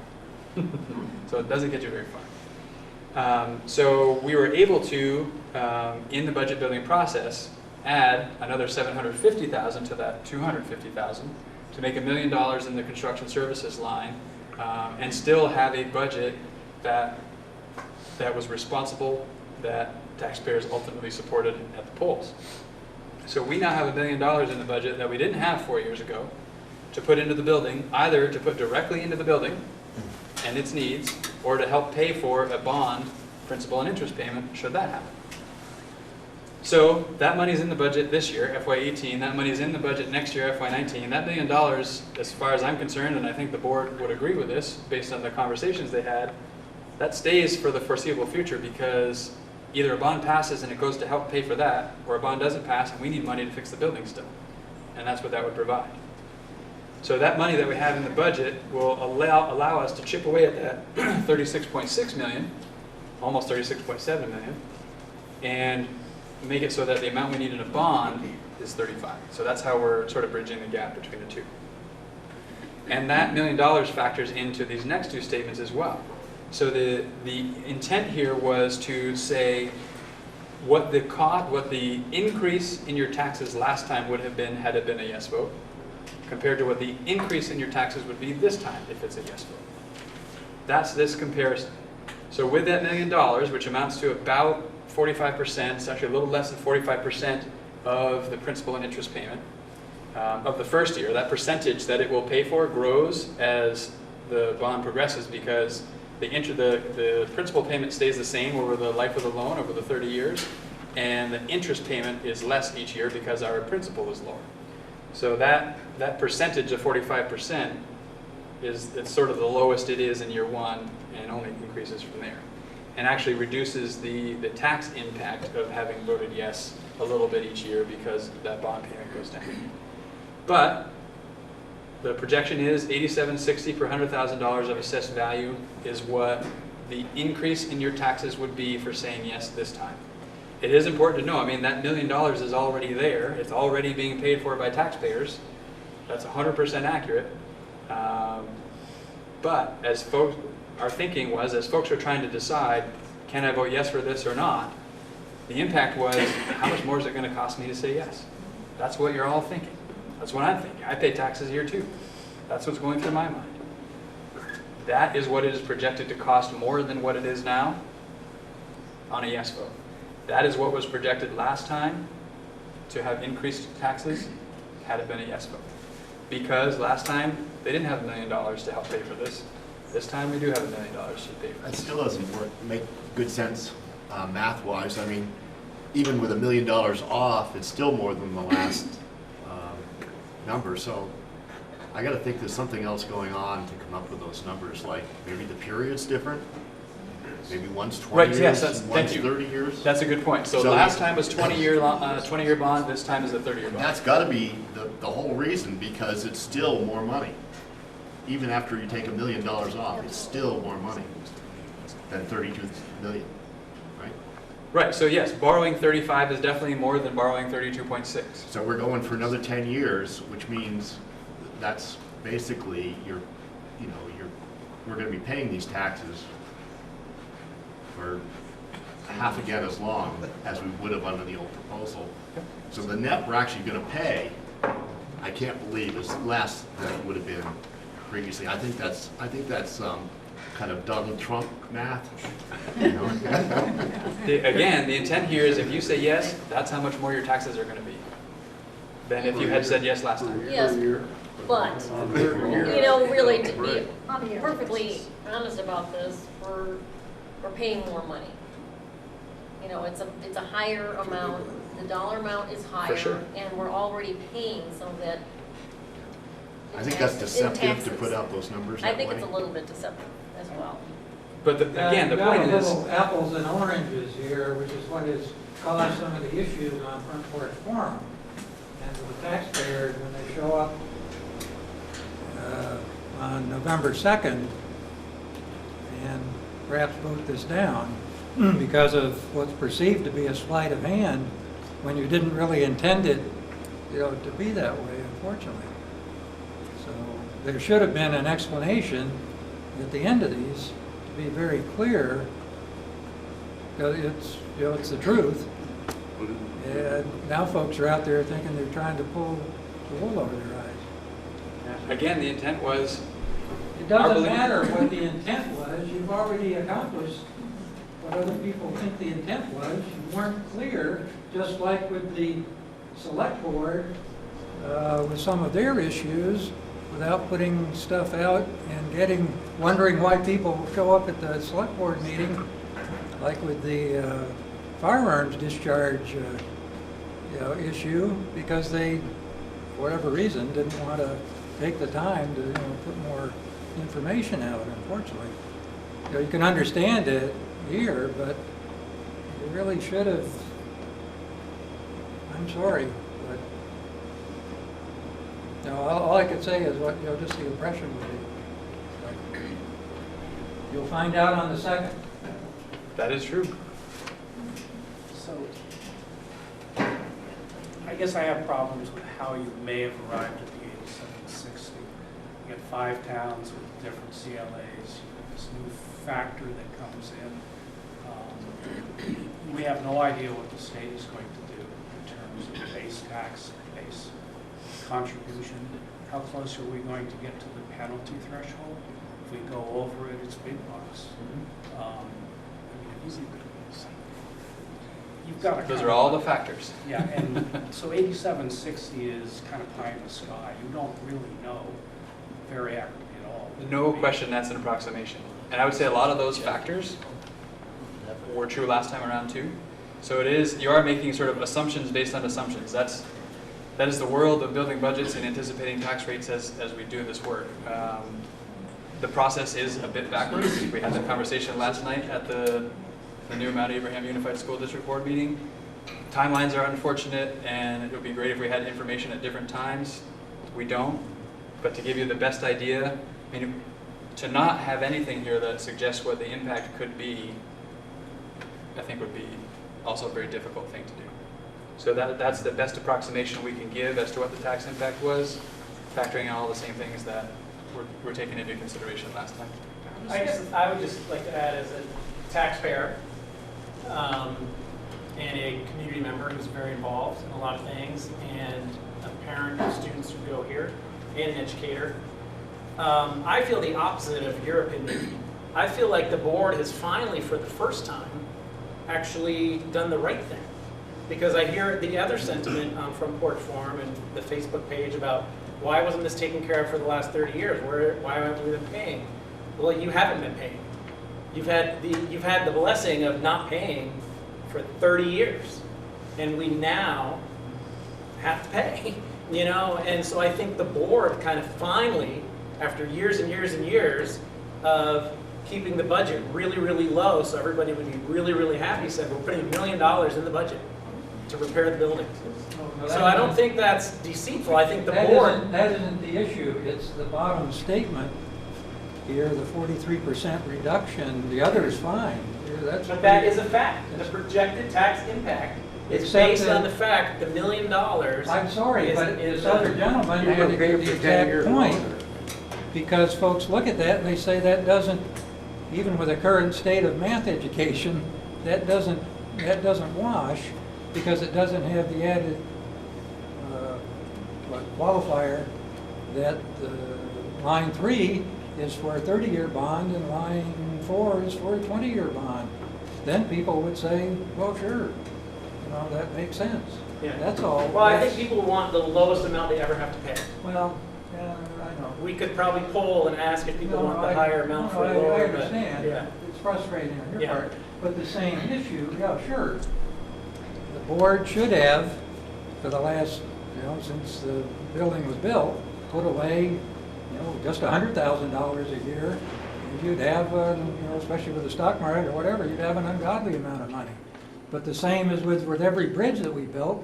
When we put the South Street Bridge in, why didn't we start, or maybe we have, I forget, you know, to start putting aside $10,000, because that's going to have to be replaced someday. Every one of these things, us taxpayers, in the old days, they paid cash for this stuff because they did set aside money. You know, we were told, I was told, I'm old enough to start putting the pennies in, you know, the bank when I was in first grade, for goodness sakes, and you paid cash. So, you know, it's, you got a good idea here, the excellent idea with $1 million. There's no question about it. It's just that unfortunate statement without a qualifier, number 4 up there, which makes folks wonder, you know, why. And unfortunately, it can. And again, the select board did it. You know, folks do it all the time, unfortunately, and it just ruins those great efforts that you put in all that time. Otherwise, it's so easy to do. Advertisers do it every now and then, as we all see. So anyway. Go ahead, Sandy. Yeah. So my name's Sandy Lee. I'm on the Mount A board. I've been on it. Actually, my first year was in 2014 when the bond went down, the budget went down. A lot of things were difficult in 2014, and I was a brand new board member trying to figure out what was going on. And I would say that the board has really made efforts actually since that time to add significant amounts to the budget to improve the building. And, you know, they did a lot of work cosmetically, a lot of the actual work that needed to be done because of air issues. But the reality is that even if you put $1 million, $2 million, $3 million aside every year, you are not going to be able to make the changes that this building needs. And you wouldn't be able to do it in an affordable way. You won't be able to take advantage of bonds where you have an incredibly low interest rate that you can take advantage of when you borrow a large amount of money. And if you could put the money aside, I don't actually think if someone really did the math over time, I don't know if you would actually spend less by just putting the money aside. The other is, you know, regardless of the 43% reduction from 2014, and you know, we were trying just to sort of give a picture of what, you know, each year someone has to deal with when they have to pay their taxes. The thing that Patrick said first is true, is that every year we wait, as this points out, actually, what you pointed out, it gets more expensive. It's not going to get cheaper. So it is more expensive. It isn't 32 million for what it's 36 million. And if we wait 5 years from now, we do a couple fixes here and there, and we find out more plumbing issues, and we have to borrow at a much higher rate because we don't have it. It's more than $1 million, which it could be. How much was the gym floor? $250,000. It was $250,000 just for the gym floor and the plumbing. And because we had actually put money aside in the budget, and because the superintendent and the administration was able to actually pull from different areas, and they did, they had to pull from different areas, we're not in deficit. So as a district, we're responsibly spending and dealing with things, but for one gym floor, it was $250,000. So you can only imagine what will happen if we don't actually take a building that's 50 years old and really do the fixes that need to happen. It'll just snowball. So it will get more expensive. When I first saw the proposal earlier this year, I also was like, oof, you know, I was here the first year, and that got shot down pretty fast by the community because I thought it was too much. But the reality is that it's always been the amount that the building is needed, and the responsible thing is to take advantage of the bond, to invest it over a period of time in a way that year by year, it's a number that's actually more affordable than what was proposed in 2014, and make the school a place that kids can be proud of. You know, I have an 8th grader and I have a junior. My junior, by the time if we actually pass this, he won't see any of this construction. I don't even think would begin until after he graduates. I'm not sure about that. Depends if we pass the bond. Next slide. Yeah, next time. Right, and that he'll get to that. But my daughter, she'll be here during construction, but I'm really thinking about the future of the community. And I do remember the biggest thing that impacted me from the minutes from a lot of the work. I'm not on the committee for the renovation, but I was reading through the minutes of community members that came. There was a community member from the Mount Mansfield area who talked about all the money that they put into their school, and they had wished they had done it sooner. And they actually, he said, you can absolutely see the impact. Families have moved in. I believe their numbers have gone up. It's improved their entire community because people desire to come into the community. You know, I live in Lincoln, you know, and I loved our little school, and I almost didn't move to Lincoln because of Mount Abe. But I decided that I like this, you know, we love this community. My husband's from this area, you know, decided to commit to it because I knew the schools were good. But a lot of people who aren't that connected are not going to come, you know, to this area. They'll go to Heinsberg. They'll go to CVU. They'll move just a little further north. They'll go to Virgins, which is shrinking in size, but if anyone's been there, it's a beautiful school. You know, it's a beautiful plant, and you can tell that kids enjoy being in the building. You don't get that here. So for me, in the end, it's just a matter of making an investment. I guess I'm looking for a different kind of number here.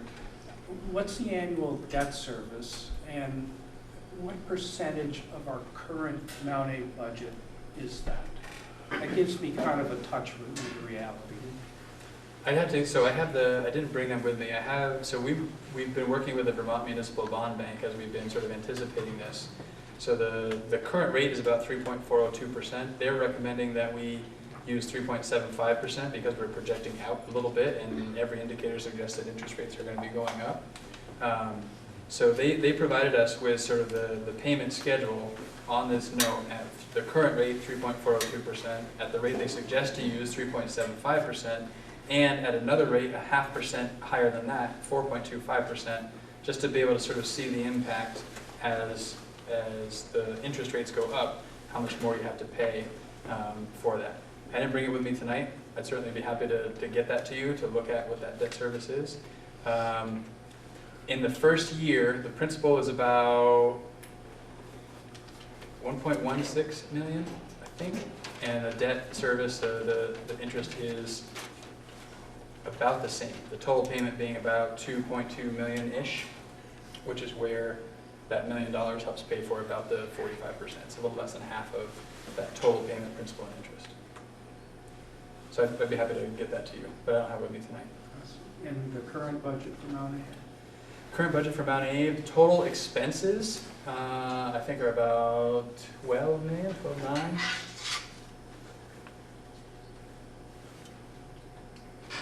Actually, I saw that gentleman's name first.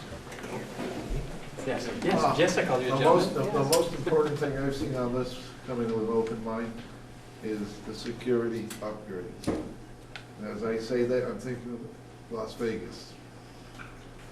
You know, you get the buses and behind, separated from the pedestrians and the cars. What price do you put on safety? That's a good point. Yeah. I'm on the same question, sort of this gentleman had, how much is the interest over 30 years on this amount, and how much would it be if it was only a 20-year note? I have sort of the ballpark on what it is over the 30s. We didn't run it as a 20, so I don't have that number to give you. As I recall from doing home mortgages, there would seem to be a lot more interest as you went from 20 to 30. Mm-hmm. That interest became a pretty big number. Yeah. So I wondered if, even though it would be a higher impact, it would only be for 20 years. Exactly. The total cost to the taxpayers might be a lot less. Yep. And that's sort of the, which way is the will of the electorate? Hard to really know. We heard loud and clear from the last time, and Troy was very involved in it. The feedback was, can't afford it. And we interpreted can't afford it to be the amount it would raise my taxes is more than I can afford to pay. So with that perspective in mind, trying to find ways to mitigate that tax impact and stretching the loan out longer while we pay more in interest in the end makes it more affordable today to do this. So those are all the sort of things that were weighed as we landed on the 30 years. One last thing about taxes, Patrick, I think we have to add that's really impossible to put in here. And I hear what you're saying about the interest 20 versus 30. That's really easy when you're shopping for a home loan. But when you're shopping for a loan for 5 towns in a large school district, to have that sort of flexibility to nail that down becomes really, really difficult for a board and a school leadership. But the income sensitivity that the state does, many taxpayers won't even see this. And no one knows that but you, who, when you get your taxes, what you're getting from the state to decrease your taxes, that's not factored in anywhere. That is the most you will pay. Most people will get something that will offset that. And there's no way for the school to know what that is for anybody. I think about 2/3 of folks in the state right now pay taxes based on income sensitivity. That's one of the problems with the whole system. I'm sorry. For a person who's never actually been to the high school before, I feel like there is no way that we cannot do the work that needs to be done. I was actually kind of appalled at a lot of stuff I've seen. But I think the reason people balk at a lot of this is because taxes for property are so high in the state. It's not just here. You just have to compare this state to practically every other state except for New Jersey and New York and a few others. And then we ask ourselves, wow, and we pass the budgets year after year after year. And what we've done is we haven't taken care of the building for years, it seems like to me, or we've done whatever we needed to do barely. And now we've got a building that's totally outdated, but we've opted to give the money to staff and teachers and healthcare. And that's pretty much what I see. But I feel like we're, between a rock and a hard place. The work needs to be done. And, you just have to look around at the school. I think it's depressing.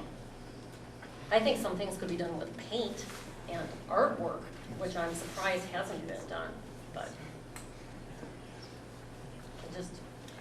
I just, on a simple line, folks who aren't here, folks who aren't feeling a part of all of these factors and stuff, they're going to compare 2 numbers. It's pretty simple.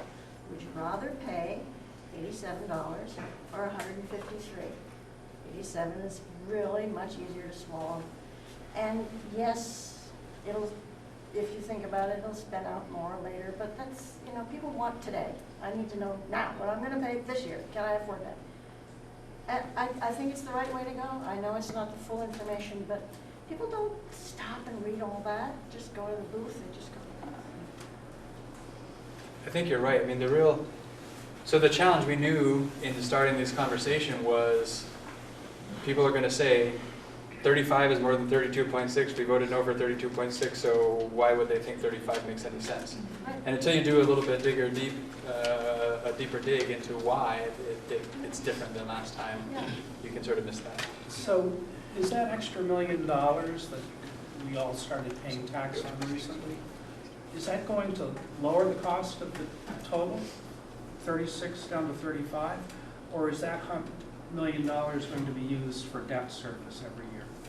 So until we start having to pay on the bond, it's going to go to lower that 36.6. And it doesn't really lower it. It's, for example, one of the components in the 36.6 is furniture. We're going to buy furniture this year with the money we have in the budget, that $1 million. So now that 36.6 is considerably lower than 36.6.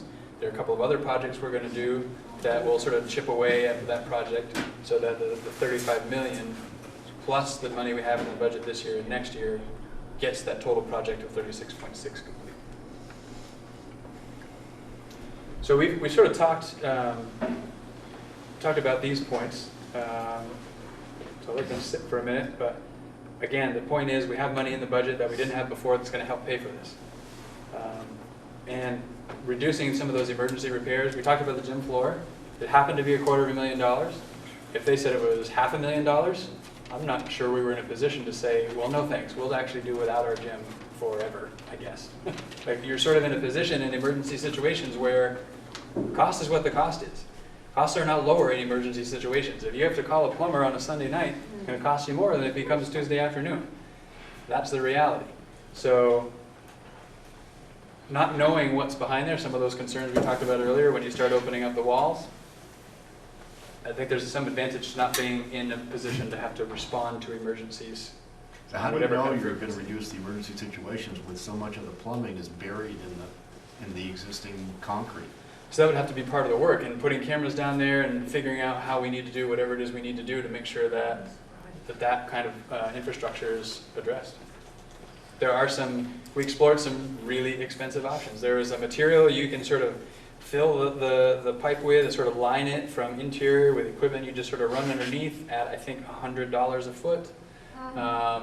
So there are options. Some are more costly. I mean, the other option is you jackhammer up the concrete and get down and replace it. There's some cost involved there and disruption. So those are all the things you have to weigh in figuring out what's the most sort of economical but also least disruptive way to address the concerns that we have. And all those sorts of things lead up to pretty big price tags that we all wish were lower. So the only way to really get rid of the emergency situation maybe is to build a new building. Yeah. If this community said, forget 35 million, we should spend the 70 and build a new building, I would not fight them about that. But I think that's a harder thing to pass than 35 million that we feel is going to come as close as we can to building a new building at half the cost. So we kind of talked about this, that unfortunate factor of escalation. So again, you take that, and this is, boiling it down, so these millions of dollars are large numbers and kind of hard to wrap your head around sometimes, but when you boil it down to, boy, while we debate what it is we're going to do, every month that goes by, we're paying $140,000 more for the same work. That was sort of striking to me. You take $35 million, you add 5%, you take that 5% of 35 million and you divide it by 12, something about $143,000 that these costs are escalating by while we figure this out. You multiply it over the past 3 years, that gives you a sense of how much more the same scale of project would cost today. That's sort of the reason for the motivation to really get to something, to get the work done.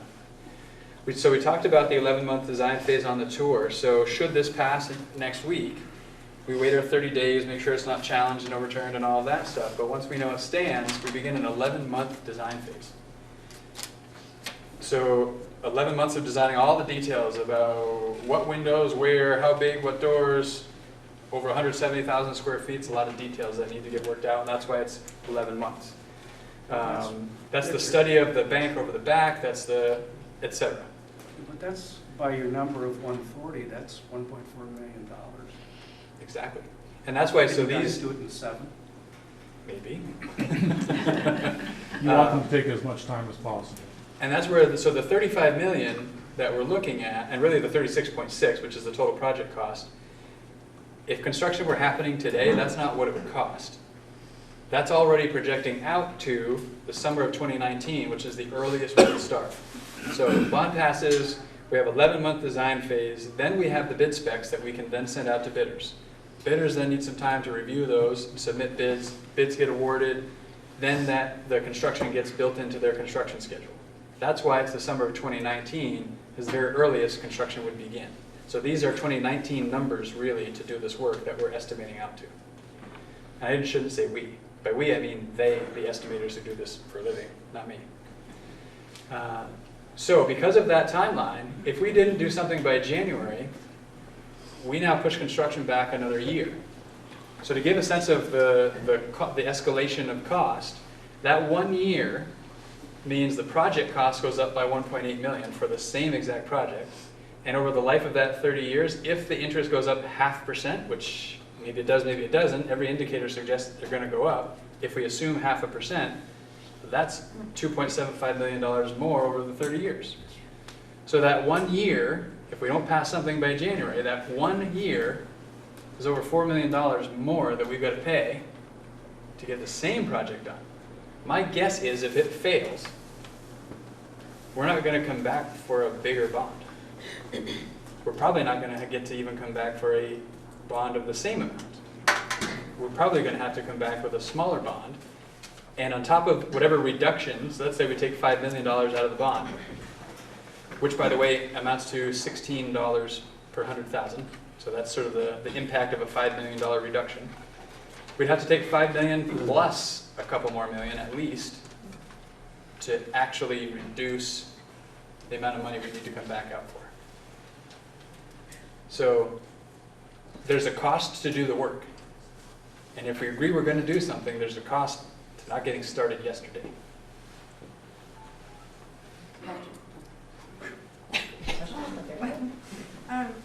I totally understand what you're saying about it costing more as we wait, but I can't understand like why it's $4,500 more per day. Like I know the workers aren't making more money. Why is that happening? I don't get it. I think that's beyond my expertise to be able to explain why construction costs are the way they are. I think from a national perspective, natural disasters doesn't have anything. You know, the supply and demand sort of aspect of things certainly has an impact on materials. Yeah. Does someone have an answer? Well, the real inflation factor probably is really not what they're telling us. It doesn't include energy and it doesn't include healthcare, and they take everything out that's really important, and then they say that's what inflation is. And probably that 4 or 5% is conservative because as you're budgeting, if your option is to budget conservatively or budget the opposite of conservative, typically it's conservative. So when they're making these estimates, they'd rather say, you know, that was a conservative estimate and it's actually going to end up costing a little bit less than come back and say, oh boy, we really underestimated that. It's going to cost a lot more than you thought. So we have to sort of take that with a grain of salt. But the fact is, when they do the estimates that we have to rely on to determine how much we need to go out for a bond, those are the figures they use, 4 or 5%. I just have some other hands in the back, maybe. Yeah. Is it locked in place once, if it's voted for, is it locked in place, or is there a chance it could escalate on us? No, so if the voters pass a bond of 35 million is it. And it's same interest rate, well, I won't see all 30, I'm sure, but. Anyway, it won't increase on interest further down the line. For interest rate variables? No, I think it's a fixed rate. I'm thinking that next generation, I don't want them to get swamped either. Right. And I should say, it isn't a fixed rate now because we haven't secured the bond, but it would be a fixed rate once we get it. Right. And we're starting to go back up on interest right now. Yep. And that's where that recognition that a 0.5% increase over the life of the loan is $2.75 million. That's not nothing. I think they're thinking the Fed's going to do another 0.5% by the end of the year, I've heard. Yeah. Sure. So my name's Adam Ginsberg. I'm a resident of this town. I've got a couple of daughters in the high school here. I appreciate all these numbers, and there's some strong arguments, seems to me, for doing it now as opposed to waiting. I think more kind of visceral for me, more kind of passionate for me, I would ask each and every one of the people who live in this community if they've ever spent a day in a room with no windows and really bright fluorescent lights. If you haven't, you could try that and see what the experience is for the teachers and the students in this school. My youngest daughter is a freshman. She spends 2 to 3 days every week and doesn't see the light of day throughout the entire day. She has no windows. No windows in any of her classrooms all day long. Okay, so that's her experience in this school. That's the teacher's experience in this school. Okay, if the $87 or the $150, whatever, these numbers are scaring us, you could think about the kids and the teachers who spend every day in this school. If that's not enough, you could think about your property and the value of your property. I know a lot about real estate in this town, in the surrounding towns, in Middlebury and their towns. I can tell you that generally speaking, a house in this community is $50,000 less of value than a house in the Middlebury community. And a large part of that, I would argue, is because of this school. Because none of us want ourselves, our kids, our teachers to have to spend a lot of time in this school. So I'm advocating for this. Short of building a new school, which I think one can make a strong argument for, if that's off the table because people can't get behind that, I'm advocating for this, for the experience of my kids, the other kids in the school, the teachers in the school, anyone else to spend any significant amount of time in this school, and also for our property values of the people who live in these towns. Sorry. What is the projected time to do all this work? And does the school keep going during that time? Yeah, so the estimation right now is about 2.5 years. Depending on how flexible we can be with where we sort of shuffle students while the project is going on. So the project would be happening during the school year. So part of the addition of the gym would mean that creates some space we can sort of move classrooms into, and the more classrooms we can free up at any one point, the faster the project is going to go, and really ultimately the less it's going to cost. The longer they have their construction trailers here, the longer they have their folks on the ground, the more this cost is going to, the more the project is going to cost. So 2.5 is sort of the estimation. We're on the optimistic side, maybe closer to 2 years, and if things don't go very well, it could stretch to 3. But 2.5 more or less. I agree with the gentleman behind me to a certain degree, but I feel somewhere between backed into a corner and being blackmailed. I feel I'm being backed into a corner because I'd like to have seen this meeting 2-3 months ago. I think the people that work on this project know it so well. They've been so involved with it, but they don't understand that 99% of the people don't, because they're not part of the project. And so this is a very good meeting. I'm glad we had it. I wish we got it 3 months ago. The blackmail side of it, don't mean to be negative, but as a taxpayer, I've never felt overly represented on the school board. I don't think the taxpayer plays a particularly big concern in the school board. When you talk about poor maintenance, I said there's been poor maintenance, but it has nothing to do with the janitorial staff. This place is clean. They do a beautiful job. But you look at the tiles in the bathroom that were broken. Why weren't they replaced?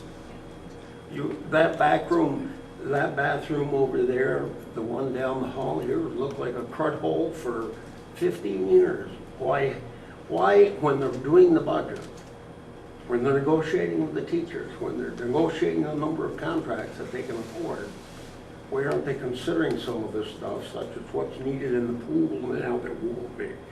I would like to see them look at the infrastructure a little more closely so we don't reach this point. I hope in 50 years we aren't doing this over again. Granted, things change a great deal, but I would hope to think that the building's gone to fallen down after 50 years. But that's my 2 cents for it. I'll vote for it, but not have one. Just aesthetically, one of the, is the brick that's throughout the interior that you see on the interior hallways or wherever, is that gonna change at all, that dark? I mean, is there something that can be done aesthetically to make that go away? Perhaps, I mean, that is like horrible. I mean, I hate to say this thing, it's horrible. And I mean, you know, it's just, it's dark and dingy and. So that's a detail that at this level of the process we haven't gotten into, but that's part of that 11-month design phase. Like, how do we really brighten up the space? Do we get rid of the brick, and what does that cost? Do we have enough money for it? Do you paint it? What do you do? Yeah. There's one hallway that we went through that was, the lights were much brighter, the walls were white, the floor was white. It was a much more pleasant hallway. It's the only one we saw. The school seems to be painted in dark colors with dark floors. Big problem with your entranceway is that ceiling just steals light like crazy. Who designed this thing, and who's been making the paint selections? Yeah. I don't have the answer to either of those questions, unfortunately. Are you going to put the new lights in? Yeah, so it does call for new lighting and new just about everything. And in fact, so in recent years, and some board members might be able to speak to this better than I, in the last 2 years, $600,000 or $700,000 anyway has probably gone into this building, exclusive of the gym floor, closer to $1 million if you factor in that as well, in the last 2 or 3 years, to put the new flooring that you're sitting on here tonight, the paint job in here, down this hallway has all new, I'm not supposed to call it carpeting because it's something else, but I'm going to call it carpeting. Flotex. Flotex. Flotex. It's not carpet. Correct it up. Flocked flooring. But so that flooring is new, the lighting in there is new, so there's been some work recently to try and kind of spruce it up. But again, what you were looking at is $750,000. So, and that's for that portion. Now times 170,000 square feet, now times digging into what's behind the wall. And when you start thinking about it that way, you can see how you arrive at almost $37 million to do the whole thing. So I know, so folks are shifting in their seat. I'm getting the sense that we've reached sort of maximum capacity here tonight. Really important. So very quickly, anesu.org has all this information and more on it. So I encourage you to go and look at that. Most important, we can all think whatever it is we want to think. It's the people who show up on November 2nd to vote that make the decision. I consider it a success if we have a good turnout and we feel like we are hearing the will of the electorate. It's always kind of hard if you feel like, boy, we didn't get many people to show up, and is that really reflective of what people want? Hard to know. The reality is, it doesn't matter, because it's the people that show up that make the decision. So please take the time to go and vote. Encourage everyone you know to go and vote, whichever way it is they're going to vote. If it's voted down, what happens? Do you float a bond next year? Or Yeah. what's plan B? Personally, so we'd have to consider what's the right thing to do. Personally, I think it would be irresponsible to wait another year because of that $4 million increase to wait another year. I think we need to figure out what's the right amount and somehow turn it around quicker than that. If we can. With that January sort of window, you know, there have been some questions about why a Thursday, why November 2nd? We always vote on Tuesdays. Personally, it's the only thing you're voting on, so whether it's a Tuesday or Thursday, I don't know how much of a driver that really ends up being. I know the Thursday, November 2nd, is a few days sooner than the Tuesday, November whatever, so that buys us a few more days to do something if we have to do something different. When will you actually take out the bond when this vote is positive? It's going to be. So our business manager is working with the Vermont Municipal Bond Bank, which is actually going through some leadership change right now. There's sort of some staffing turnover there, working on a timeline. So let's suppose this passes, this step, that step, next step, timeline. But it would be, so typically the bond bank issues bonds in the spring. So then the question would be, depending on the timeline and how we need to pay for the design phase and everything else, do we get the bond in this coming spring or the following spring? They'll occasionally do a midwinter sort of bond issue. So we have to sort of weigh all those possibilities in thinking about what makes the most sense. Yes. From a financial point of view, when I was coming in, I'm following up on her question. I'm hoping you do have a step plan B, if some of this stuff should absolutely be done. We don't currently have a plan B. I'll give you an example.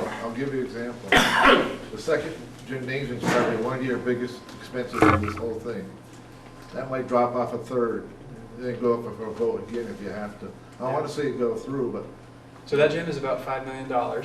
So that's not lopping that gym off means $16 less per 100,000 estimated. Well, you're good math. Well, and I anticipated that question. There's huge ripple effects to that, because if you don't build the gym, you have to rent temporary classrooms to the tune of $3 million, and then at the end of the project, they drive away, and you lost $3 million. So You there's actually use your auditorium for classes? It no, looks because like you a renovate college. the whole, like, then you lose the auditorium for 3 years, you have to renovate. So like, there's a ripple effect of everything that's in or out as a project. Just so you know, that like, these decisions weren't made without lots of sort of input from the engineers, from the architects, from the community. There's a third of the community who won't vote for the project if there's no gym. There's a third of the community who won't vote for the project if there's no pool that stays. There's a third of the community who won't vote for the project if there's not natural lights and air. Like, it was very, very clear who the people who spoke up the most, that's what they were the most voracious about. If there's no gym, I can't support it. If the pool goes, I can't support it.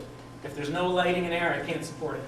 You know, so we tried to address all of those things in this project as fiscally responsible as we could.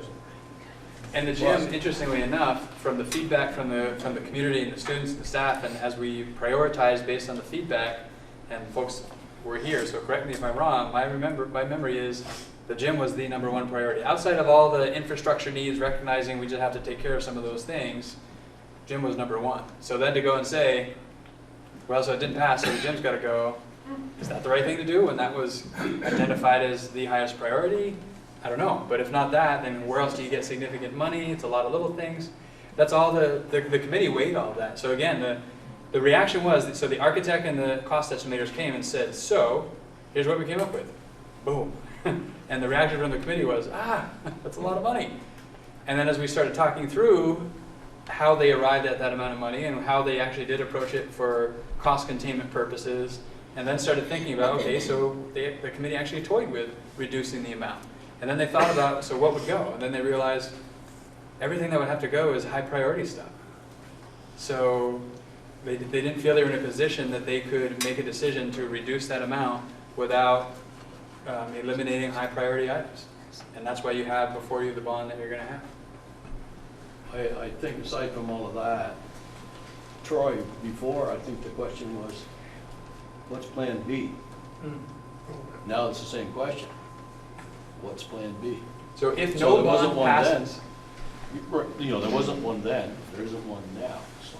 so we have a little bit better Plan B now in that we have the $1 million. And if we play that out, so let's say we just spend $1 million every year for the next 30 years, and that was our Plan B. So rather than pay 3.5% or so interest rate over 30 years, we'll choose to pay 4 or 5% increase in construction costs over 30 years. That math doesn't work in the favor of taxpayers either. The other thing that happens when the piecemeal work is that you cut yourself off from opportunities. You might tackle something, then you have to do a system-wide improvement, and you'll have to redisturb an area twice that you could have tackled. And if you do it that way, the building we have right now is the building we will have in 30 years. Right. It will be exactly the same. And we'll have the same problems then, most likely a lot worse than they are right now. There will be nothing new or helpful other than infrastructure. Take the gym, we'd have to save 6 or 7 years. We'd have to save that $1 million 6 or 7 years doing nothing else, and then we could do the gym. And then we'd save another 2 or 3 or 4 years, and then we could do the auditorium. And then another few, yeah, just in the long run, it doesn't make sense. It's better than nothing, but it's not the best way to go, in my opinion, and in the opinion of a lot of other folks. I just want to say, my name is Steve Rooney. I'm a new Starksboro school board member. I'm a volunteer. There was an empty seat, and I volunteered and was appointed. One of the main reasons why I did it was this project, because I wanted to stick my nose into it and see what was going on a little closer than I did the first time. I wasn't really excited about the first plan, and I wanted to see what was going on with this second attempt. And I've read all the minutes and the feasibility studies, and looked at done the tour, and looked at the plan. And I do this work for a living. I'm an architect with Breadloaf, and we do school construction. The escalation numbers are what we tell clients when we don't have solid designs behind and bid documents in front of us. We tell them 5% is what construction is going up every year. As a conservative way to budget for things like bond votes, where we'll have to live with that number once it's set. And looking at these plans, I was very impressed on the improvements over the 2014 plans. I think this was very well thought out. I think the dominoes that have to move to make the priorities work are the appropriate moves, and I think it's going to be a great improvement. I'm happy to stay and chat with anyone that has questions, but thank you for spending the several hours with us tonight to really understand this and become informed. Thank you.